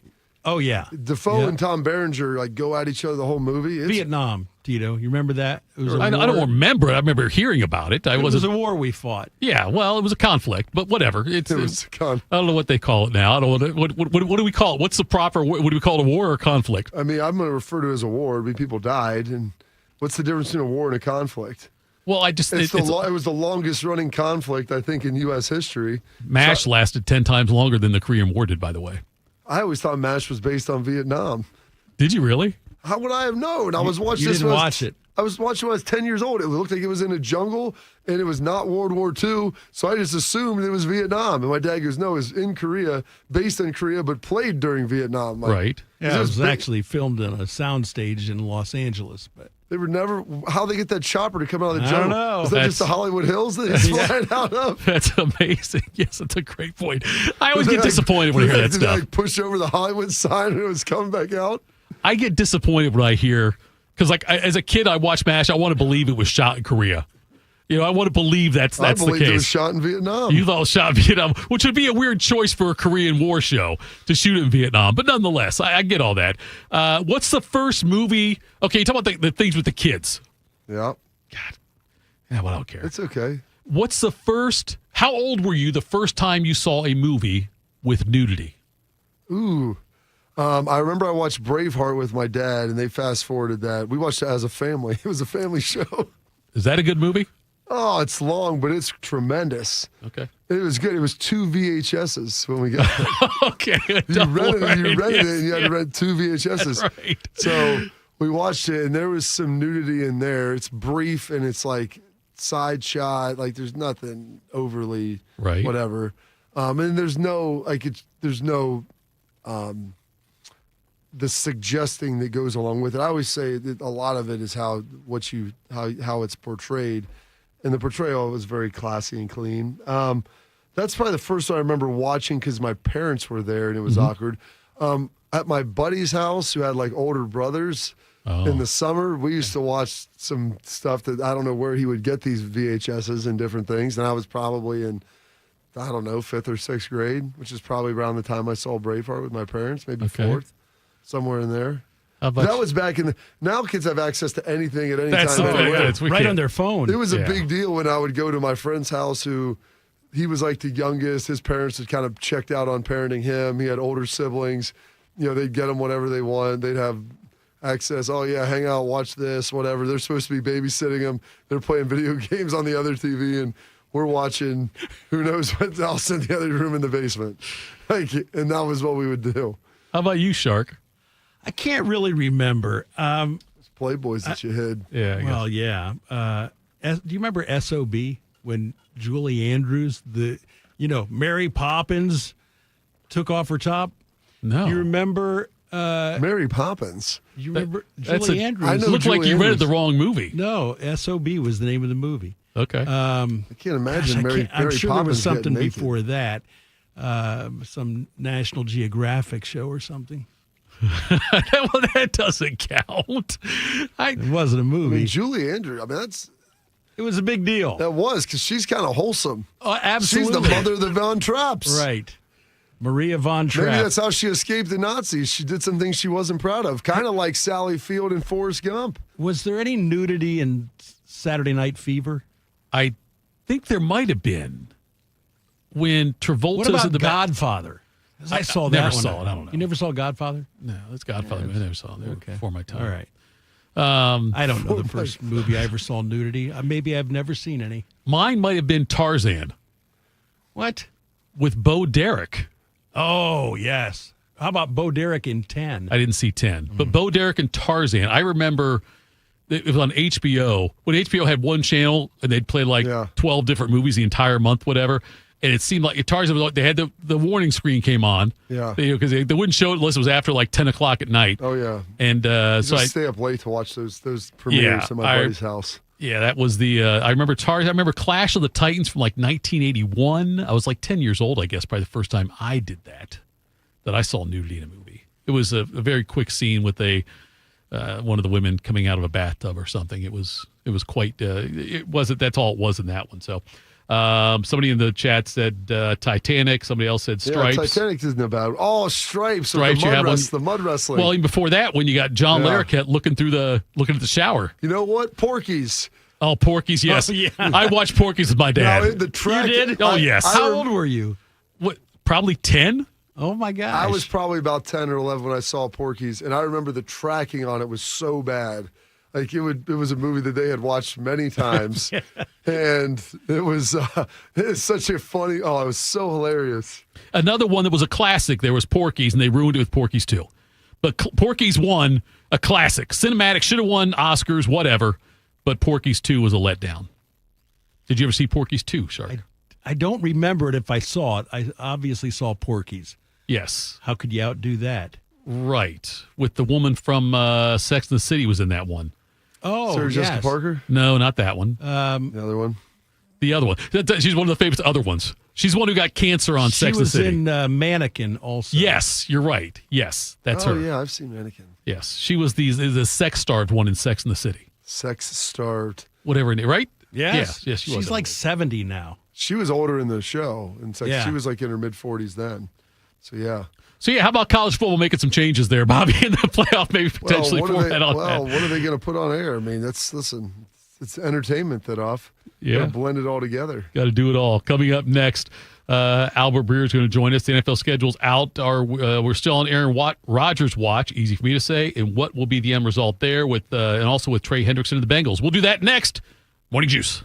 Around the world, Children International and friends like you are giving children in poverty a chance to grow and thrive, to be healthy, to succeed in school, and achieve great things.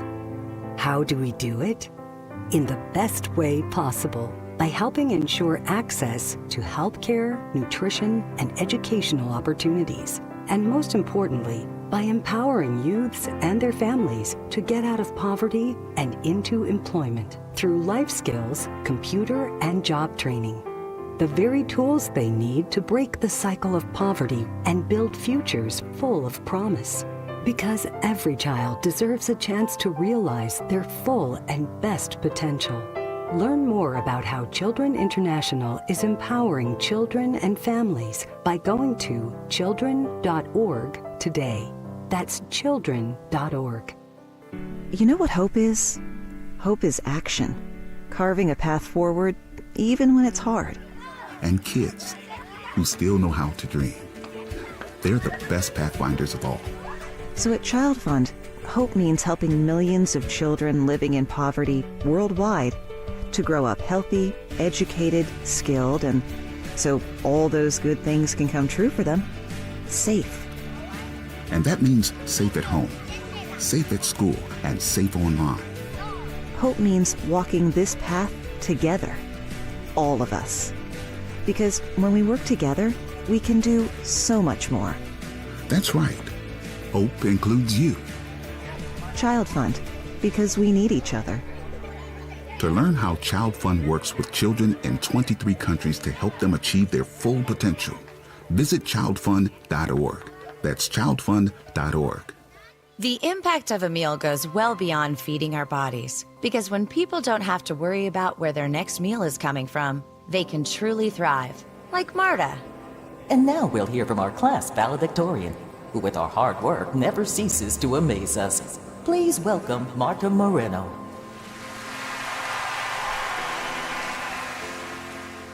And Alex. Hey, Alex, how did the interview go? I did it! I got the job! I can't believe it! I knew it. Let's meet up later to celebrate. And Diego. Mom! I got first place at the science fair with my volcano project. That's amazing, sweetie. Congratulations. Because when people are fed, futures are nourished, and everyone deserves to live a full life. Join the movement to end hunger at feedingamerica.org/actnow. feedingamerica.org/actnow. A public service announcement brought to you by Feeding America and the Ad Council. Bobby is known as the General. Tito shops at Dollar General. This is Morning Juice. It is Morning Juice. Those of you watching Morning Juice, you get a treat. Albert Breer from MMQB joining us now. Albert, appreciate you taking the time to talk to us. We need to ask him the question first. Can you do this? Yeah. We're going to do this, Albert, because you're going to enjoy this question. As we talked, we were talking about the NFL schedule release, and somehow that I'm not sure exactly how we got there, but we're talking about movies, and then the first movie that you ever saw nudity in. How old were you the first time you saw? Yeah, how old were you the first time you saw nudity in a movie? So I know the first R-rated movie I saw in the theater because I can remember my dad telling my mom not to tell her that he took me to it. And I was 9, and it was Major League, and I think there was nudity in that. There was nudity in Major League? I think so. Huh? I don't remember. I think so, yeah. I don't remember nudity. Well, because they took her. I don't know, because they had the cutout of the owner. She had the stars though, covering up some certain spots. Stars. So, man, if that's not it, I'd really have to think about it. Yeah, but remember when Charlie Sheen goes to bed? No. It was actually before that. You know what it was? It was Stripes. Yeah. Okay, Stripes. That came up a lot as well, Albert. That was a popular choice. I'm seeing Stripes, Revenge of the Nerds, Porky's, things like that. Speaking of movies. Did Revenge of the Nerds have new? Yeah, it did. A couple of times it did, yeah. The cameras in the showers, right? Isn't that what it was? Yeah. Better movie, Cannonball Run or The Godfather? You want to know something pretty sad? I've never seen Cannonball Run, so I have to go with The Godfather. That is sad. Yeah, you really got to expand your movie watching there. What Albert, year is that, though? What year is Cannonball Run? 81. It was around the Stripes time. I was born in 80, so that's a little before my time, so I have an excuse on that one. Now we've gone to insulting hosts.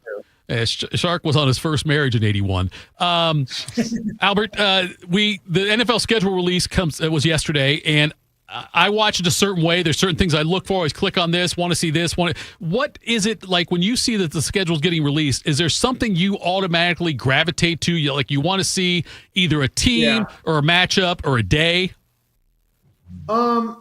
Yeah, I mean, after last year, the first thing I want to see is if anybody got screwed, to be honest with you, because I do think there was this last year. I feel like the concerns of the players and how they make it through the season sort of went out the window with playing on Christmas, which was a Wednesday, and jamming 3 games in 10 days there, and then doing it at the beginning of the year at the Jets. And I was very interested to see whether that happened again, because if you talk to anyone with the Jets and looking at what happened with their season, I know it's an easy thing for them to hang on to, but they really did say it had an effect on the way the whole season played out for them.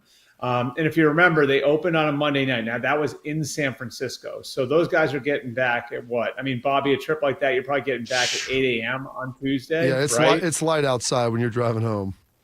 Right. So they're getting back 8 a.m. on Tuesday. Then they play at Tennessee. So that's not San Francisco, but it's still going another time zone over in week 2. And then they're playing on Thursday night in week 3. And they went 2-1, but they played two of the worst teams in the league in that stretch, in the Titans and Patriots. And I think the people in that organization would tell you it was brutal. And then they had to go to London in week 5. And obviously everything winds up coming undone in the end. And I thought it was interesting they didn't really do that to anybody this year. So when I talked to Ani Bose, one of the guys that puts the schedule together, he did sort of concede that like they had taken some of those things into account. And then the other thing I think I'm looking at is like who is who's playing on the holidays.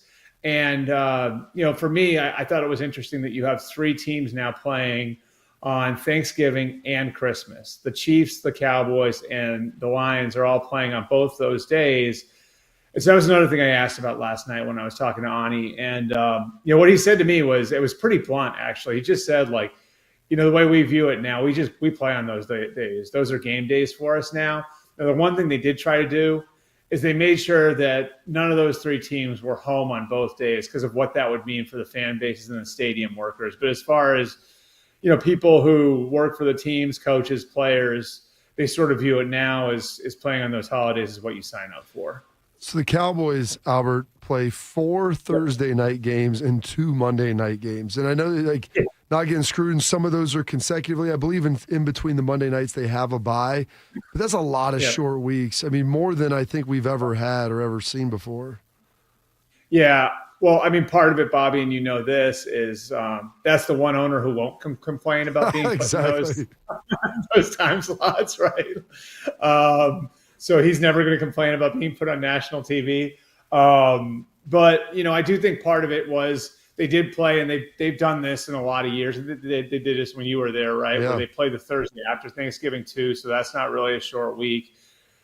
But yeah, I mean, like that's part of the deal. And I think for the Cowboys, it's interesting because they still have 6 primetime games. They were 7-10 last year, And so I think I think the Cowboys, to me, in all the years that I've covered this, and as the schedule release has become a bigger deal, and like as I've had to sort of do deeper dives into the way all of it works, it's very clear to me that they are in a completely separate category from everyone else. So the stuff you say about playing 4 Thursday night games, to me, Bobby, that is just a fact of life, that the Dallas Cowboys are one entity and the other 31 are another entity. It's what Parcells used to say about, everybody else is a lounge act and the Cowboys are the main stage. It's really the way that the schedule makers approach it. A lounge act. I mean, only Bill could articulate it quite like that.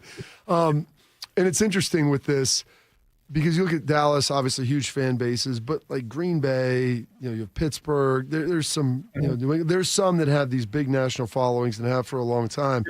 And I was listening to someone else on the radio, a friend of mine, talk about this, and it kind of hit me because they're like, when is Aaron going to sign with Pittsburgh? Because it seems inevitable. Yeah. And I contended that I think that why would he wait until after the schedule release? But I don't think the Rooneys care about being on primetime. People are going to watch them regardless. And I honestly think that Aaron doesn't want to deal, not with playing on Sunday night, but of all of the pre-production that goes into that. And I think Pittsburgh's willing to oblige that. Do you think that they were just waiting for this and now he'll probably sign to avoid maybe some of the pre-production and the pomp that goes around all of those big-time games?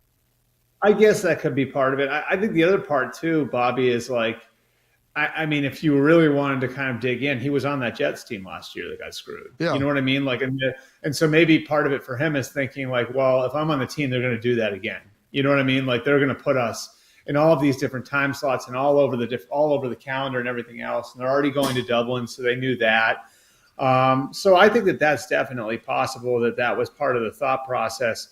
I think a bigger piece of it, I think we all can respect, like the fact that he said he had a personal issue going on. And, I think some of the things that have happened, like, and with his assistant and everything else, like I think just having proper respect for everything that's happening there is important. Because like the way I look at it is I think it would have made everybody feel a lot better if he had just signed, early April. And then the thought might be, okay, well then you can just say he's got some personal issues to work through and he'll be here when he'll be here.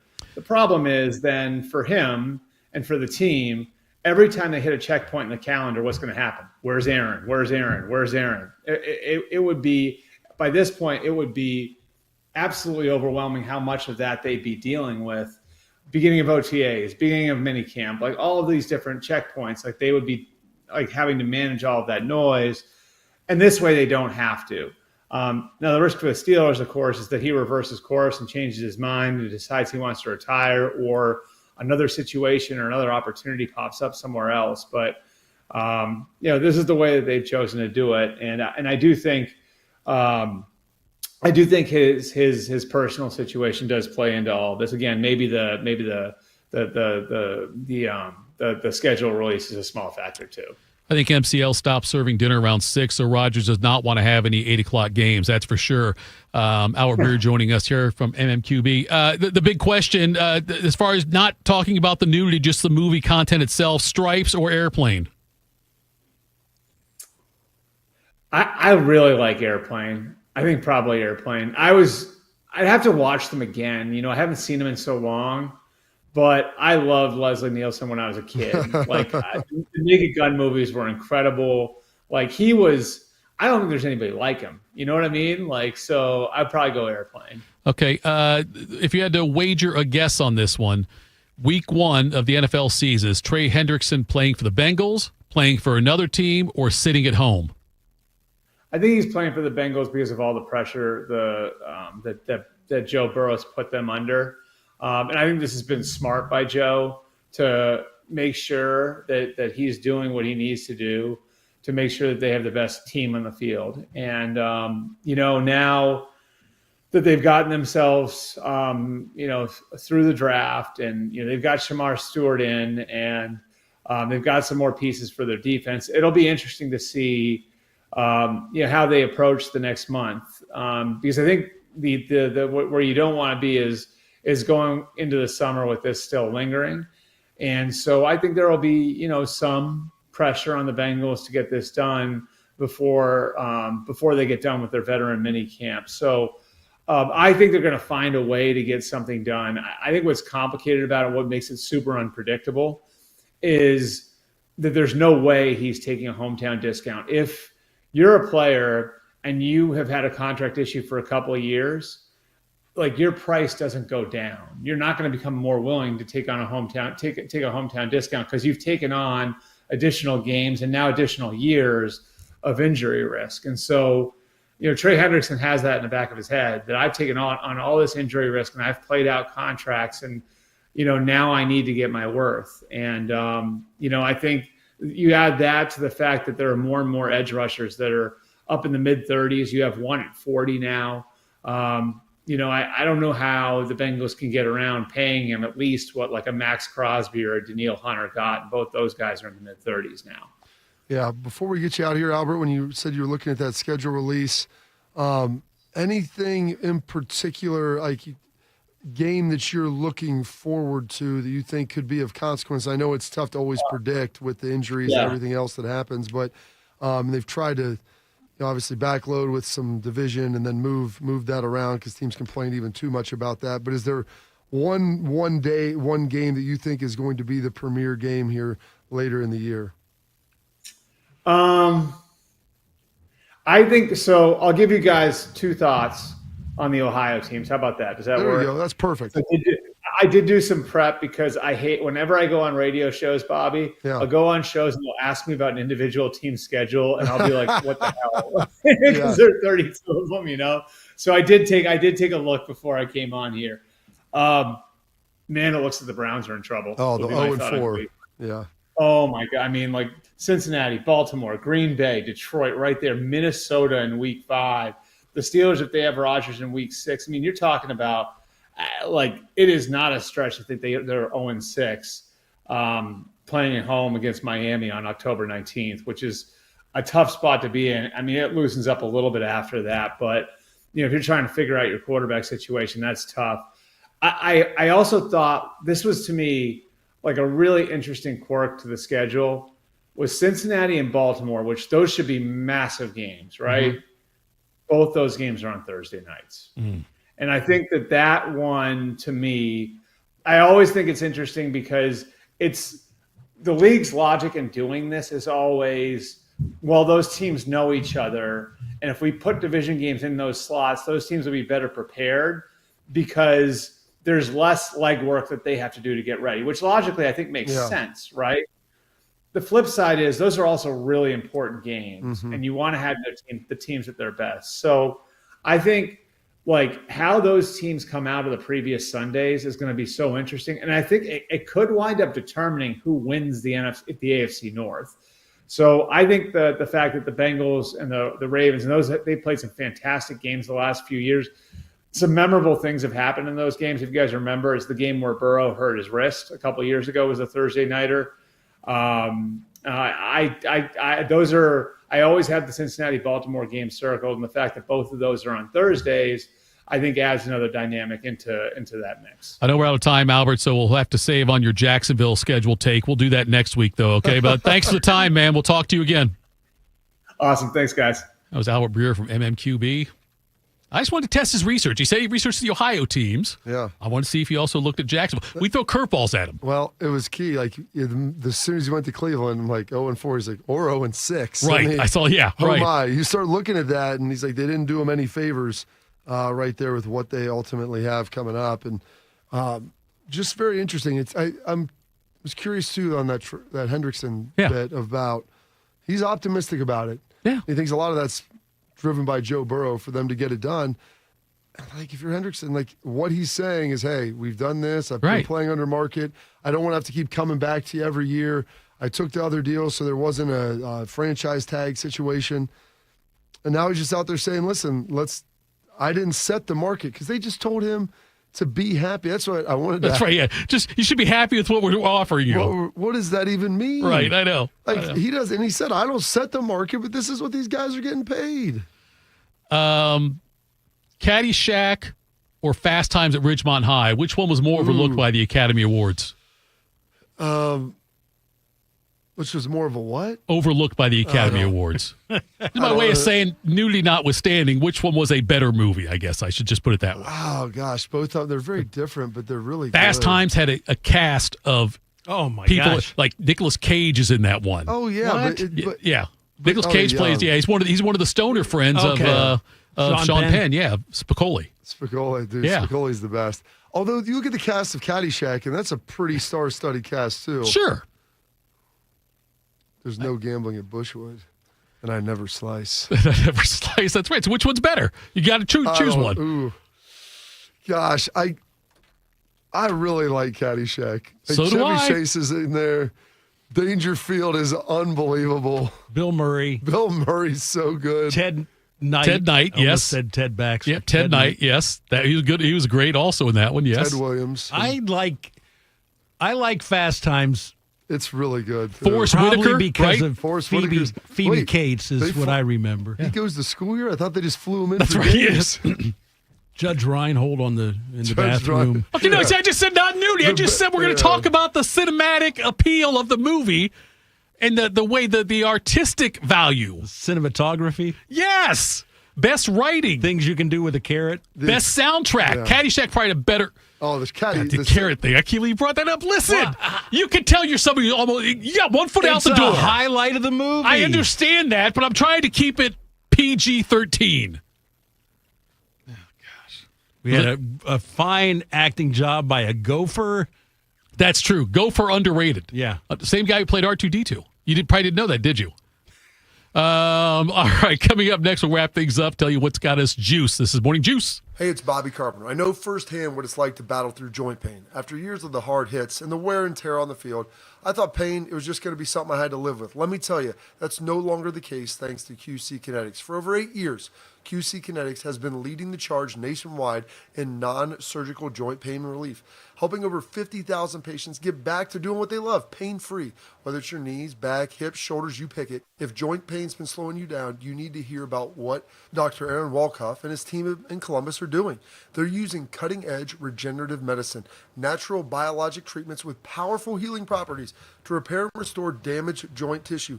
no surgery, no drugs, and no downtime. Just real results. The kind of treatment I wish I had access to during my playing days, and now you do. Imagine this summer playing around a golf, chasing the kids, and just enjoying a walk without the pain. Go to qckinetics.com/Columbus or call 380-228-4544. They now have offices in Grove City and Canal Winchester.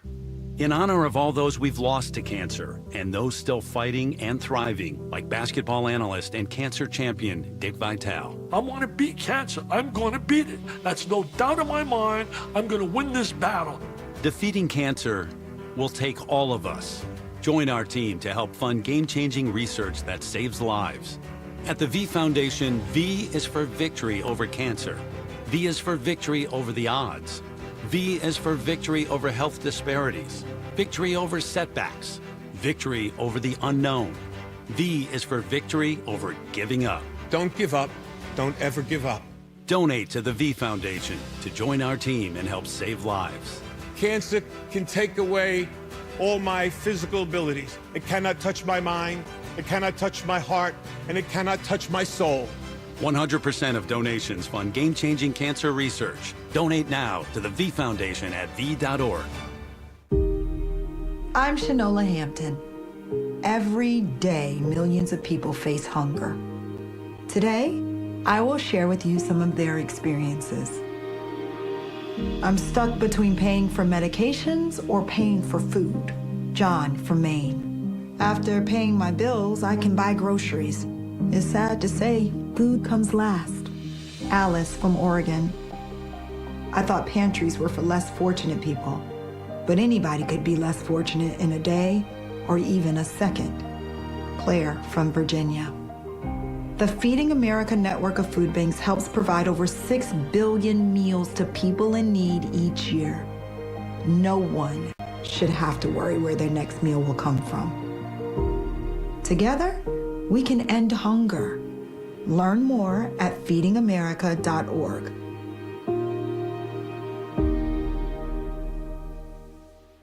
Bobby knows what it's like to be a winner. Tito knows what it's like to be thrown out of an all-you-can-eat buffet. You're here 4 hours. This is Morning Juice.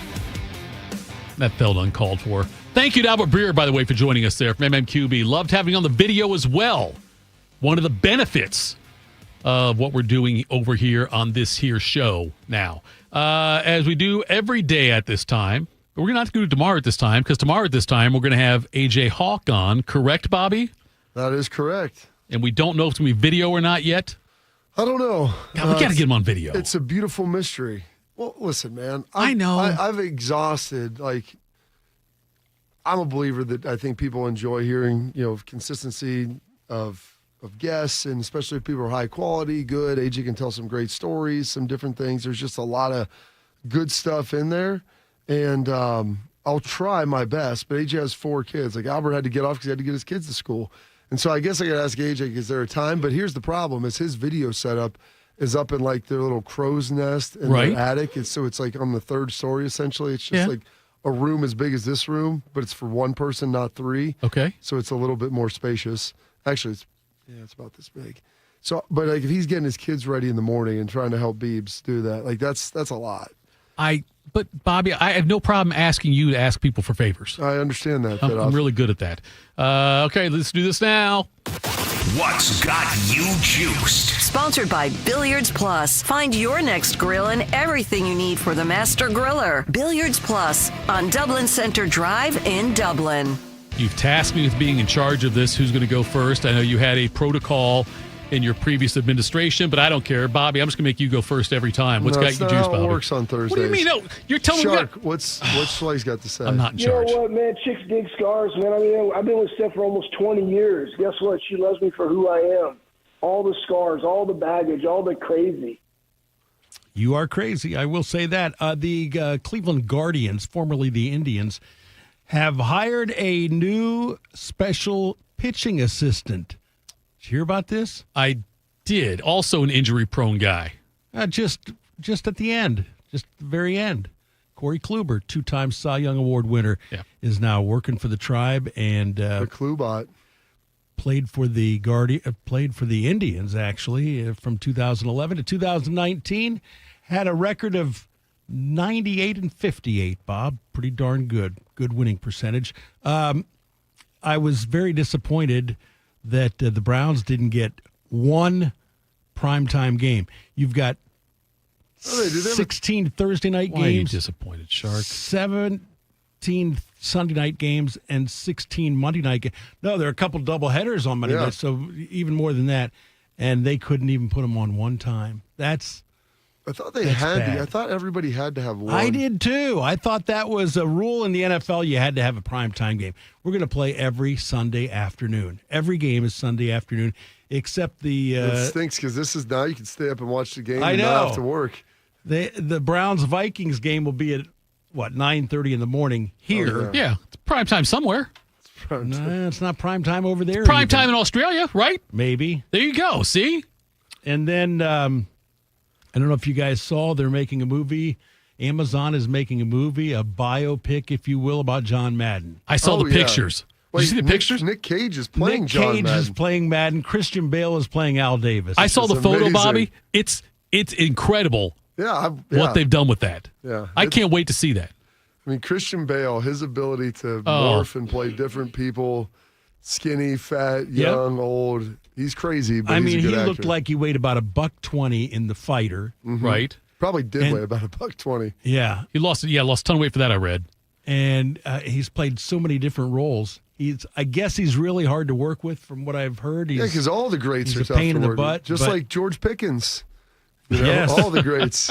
He's tough to work with, and he's obnoxious on top of that. That's fine. I'm okay with that because he produces Bring really results. good. Yeah, you bring results, you're fine. Catches 80 passes, 90 passes. Who Oh, cares? I was talking about Christian Bale. Go ahead. No, I was talking about Len Barker on this date, Tito. This wasn't May 15th, This was 1981. the perfect game? I'll never forget. Is he related to Bob? Nope, not related to Bob Barker. But you could get in his pocket and get a $100 bill out. You might find a little residue in there from something else. Do you remember he got busted for right. cocaine? He's a cheater. But anyway, I didn't cheat. Well, I don't know that cocaine makes you a better pitcher. Oh, yeah, man. The energy, the juice you get. What about marijuana? That would be a downer, not an upper. Right? Against the Blue Jays, right? That's right. Danny Ainge was playing third base that night. Right. For the Blue Jays. Wait, was that before or after he played for the Celtics? It Well was before. Before. Not well before. It's before, though. He was still in college. Yeah.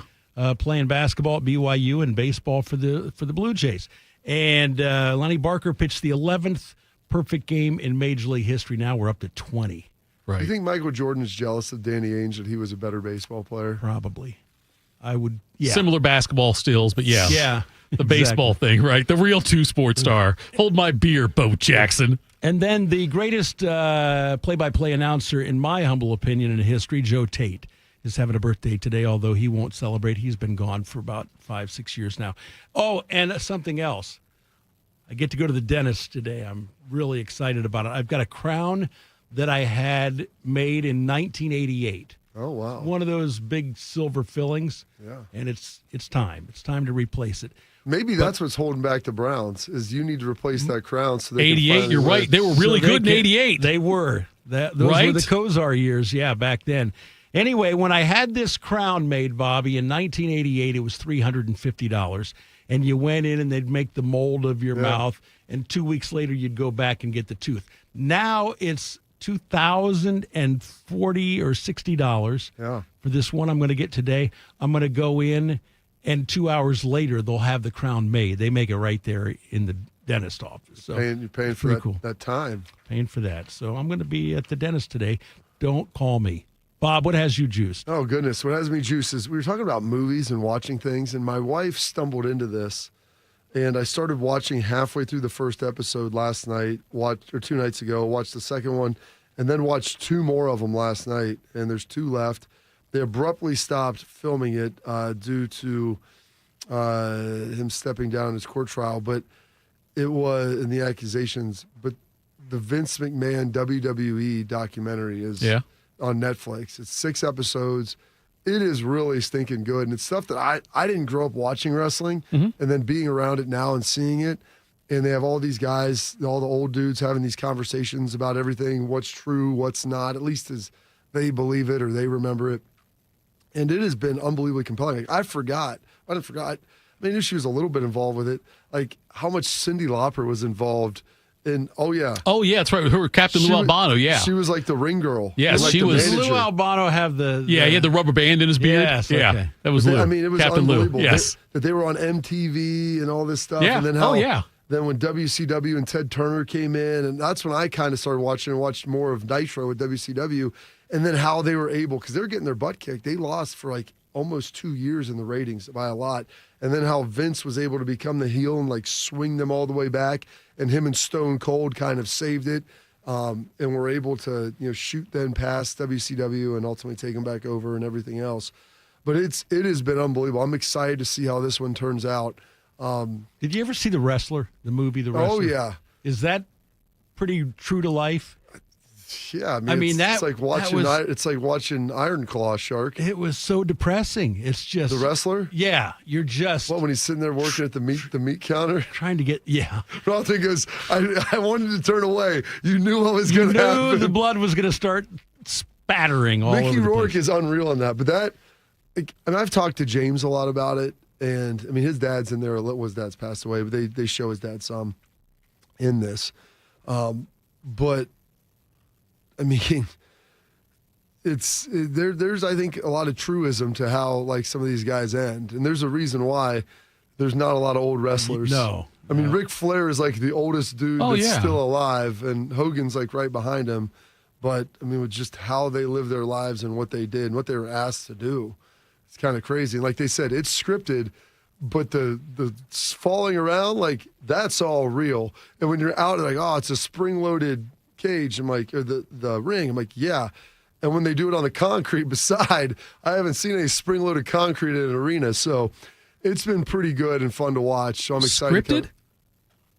Scripted? No one told you, huh? Yeah. Oh, sorry. Okay, well that's fine. I guess it's tough news to hear at the end of this. Yeah. I used to watch it on TBS way back when Gordon Sully was the guy doing the interviewing. When Ric Flair and the Four Horsemen were really big in the Atlanta area, that they always did it out of there. And you had Tommy Wildfire Rich, like the Great Kabuki. You had guys with there was the American Dream, Dusty Rhodes, all those guys watching it back then. Well, his son Cody now is one of the featured guys. That's great. Yeah, you're right. That's insane. That's insane to me. But what's Dusty up to? Probably about 420 pounds, even in death. Okay, I was going to say, I'm pretty sure I don't think he's Sure he's in the ground. It's amazing. You watch some of those, when you see some of those guys and how the wrestlers look now versus back then. Well, and that's one of the arguments. The guys now aren't that much bigger than me. Right, but they're cut. They're cut. They're like lean. our size. Well, they're more like flyer. Exactly, cut off our size. Right. But like I looked at Cody Rhodes. I'm like, Cody Rhodes isn't. I go, if you gave me a month to train, even as beat up as I am, like I could be in much bigger and better shape than Cody Rhodes. But those guys back in the day, and that was part of the accusations when Vince had to go before I think federal court about pushing steroids on his wrestlers, selling them to them. I mean, you look at the Ultimate Warrior, you look at Hogan, those dudes back in the day, Triple H. I mean, they're 290 pounds with like 5% body fat. Like, it's crazy. Man versus gorilla, like those men of what they looked like are gorillas. Like they weren't even real. It's crazy how big they were. Like it isn't genetically possible to look like that. Oh, Jeff Rimmer's middle half is scratching me right where he is. Tully Blanchard, Magnum TA, Arn Anderson. Those are some names there. Those are legends. Bobby, I'll tell you what's got me juiced. And I know I'm petty. There's a golfer in Massachusetts who's 83 years old who got a hole-in-one. Can barely see. He's legally blind. Okay, he's got a blinder hole-in-one. than Stevie? I don't. Again, look, I hope this is a scam because this always bothers me. It says in the story here that he needs to keep the pin on the green to see his target better. Depends on his playing partners to direct him to his ball. So he has to. Sometimes he can't. Like he'll look down at the ball and it disappears on him. And he said it's probably cost him 30 or 40 yards off the tee. But he had a hole-in-one in Massachusetts, and that's the kind of stuff. Stevie Wonder, if he's blind and plays an instrument that well, this guy blind. Hitting a hole-in-one, and well, the thing is, the keys don't move on the instrument. Like I could close my eyes and play the piano. Call. Like, that's fantastic. Every golf course is different, and the ball, the terrain. Like it's one thing. Like, dude, you have an uphill or downhill line. You're not even hitting off of like the tee box or on a green. You got a blind guy getting holes in one. Hope he wasn't driving the cart. You know what? He says he's had to make adjustments to his game. One of the adjustments, call a friend to drive me over there, I got to believe. But yes. Now, if he was my friend, I'd probably be rude and say, oh, no, your ball's way over there on the left. And then just drive into the bunker. Yeah, whatever. But that's the kind, like, I know it's petty. I should be celebrating the fact that you got a guy overcoming this, able to do this. Or you see about the guy with one arm getting a hole in one. That kind of stuff drives me nuts. I don't need to hear about these accomplishments of people that have less faculties than I do and outperforming me by a mile. I've never come close to a hole in one, ever. Either of you come close? Yeah. How close? I came about 18 inches from a hole in one. Okay. And it was on my birthday. Really? Yeah. You were almost Rick Pitino. His hole in one came at an Italian restaurant. And I don't think it was 18 inches. Billy Joel sang about it, scenes from an Italian restaurant. That's a different, again, Who else got a hole in one on that day? I Tim Hall.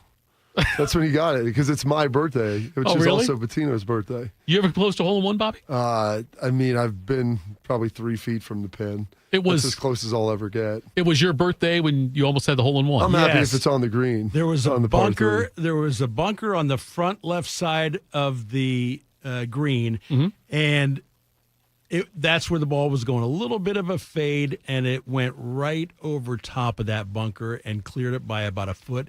And it was rolling right at the cup. It was unbelievable. I thought it was going to go in, and it came up.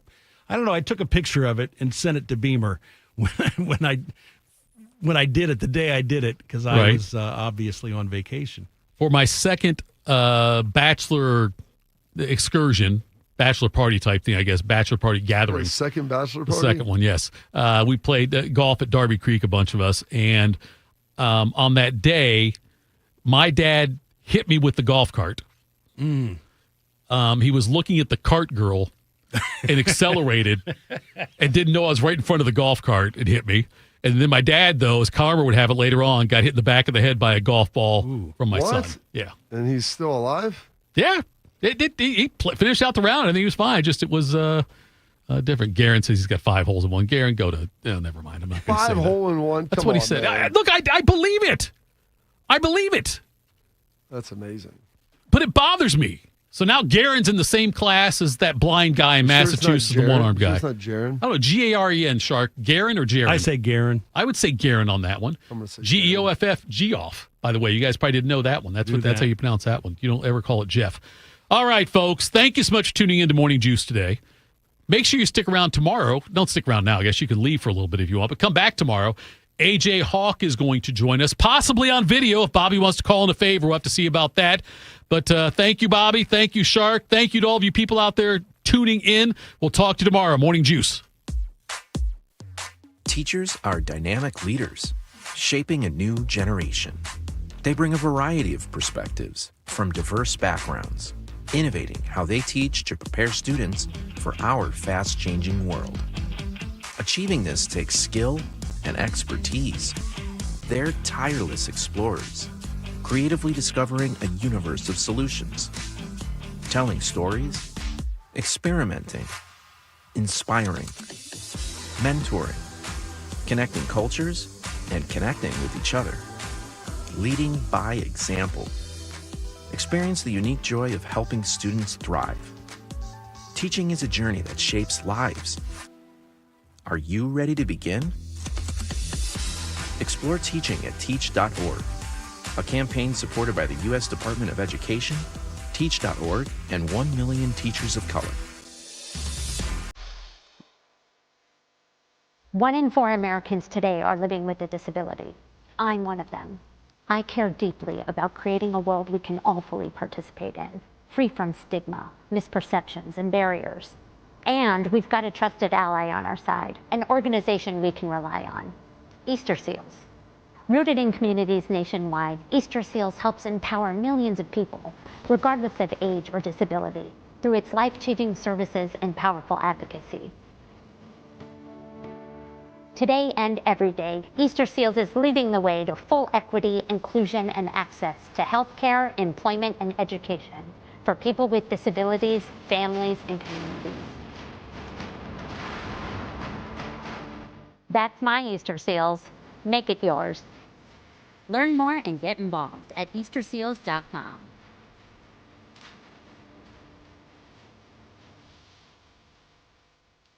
And we're live here outside the Perez family home, just waiting for and there they go. Almost on time this morning. Mom is coming out the front door strong with a double-arm kid carry. Looks like Dad has the bags. Daughter is bringing up the rear. Oh, but the diaper bag wasn't closed. Diapers and toys are everywhere. Ooh, but Mom has just nailed the perfect car seat buckle for the toddler. And now the eldest daughter, who looks to be about 9 or 10, has secured herself in the booster seat. Dad zips the bag closed, and they're off. But looks like Mom doesn't realize her coffee cup is still on the roof of the car. And there it goes. Oh, that's a shame. That mug was a fam favorite. Don't sweat the small stuff. Just nail the big stuff, like making sure your kids are buckled correctly in the right seat for their age and size. Learn more at nhtsa.gov/the right seat. Visit nhtsa.gov/the right seat.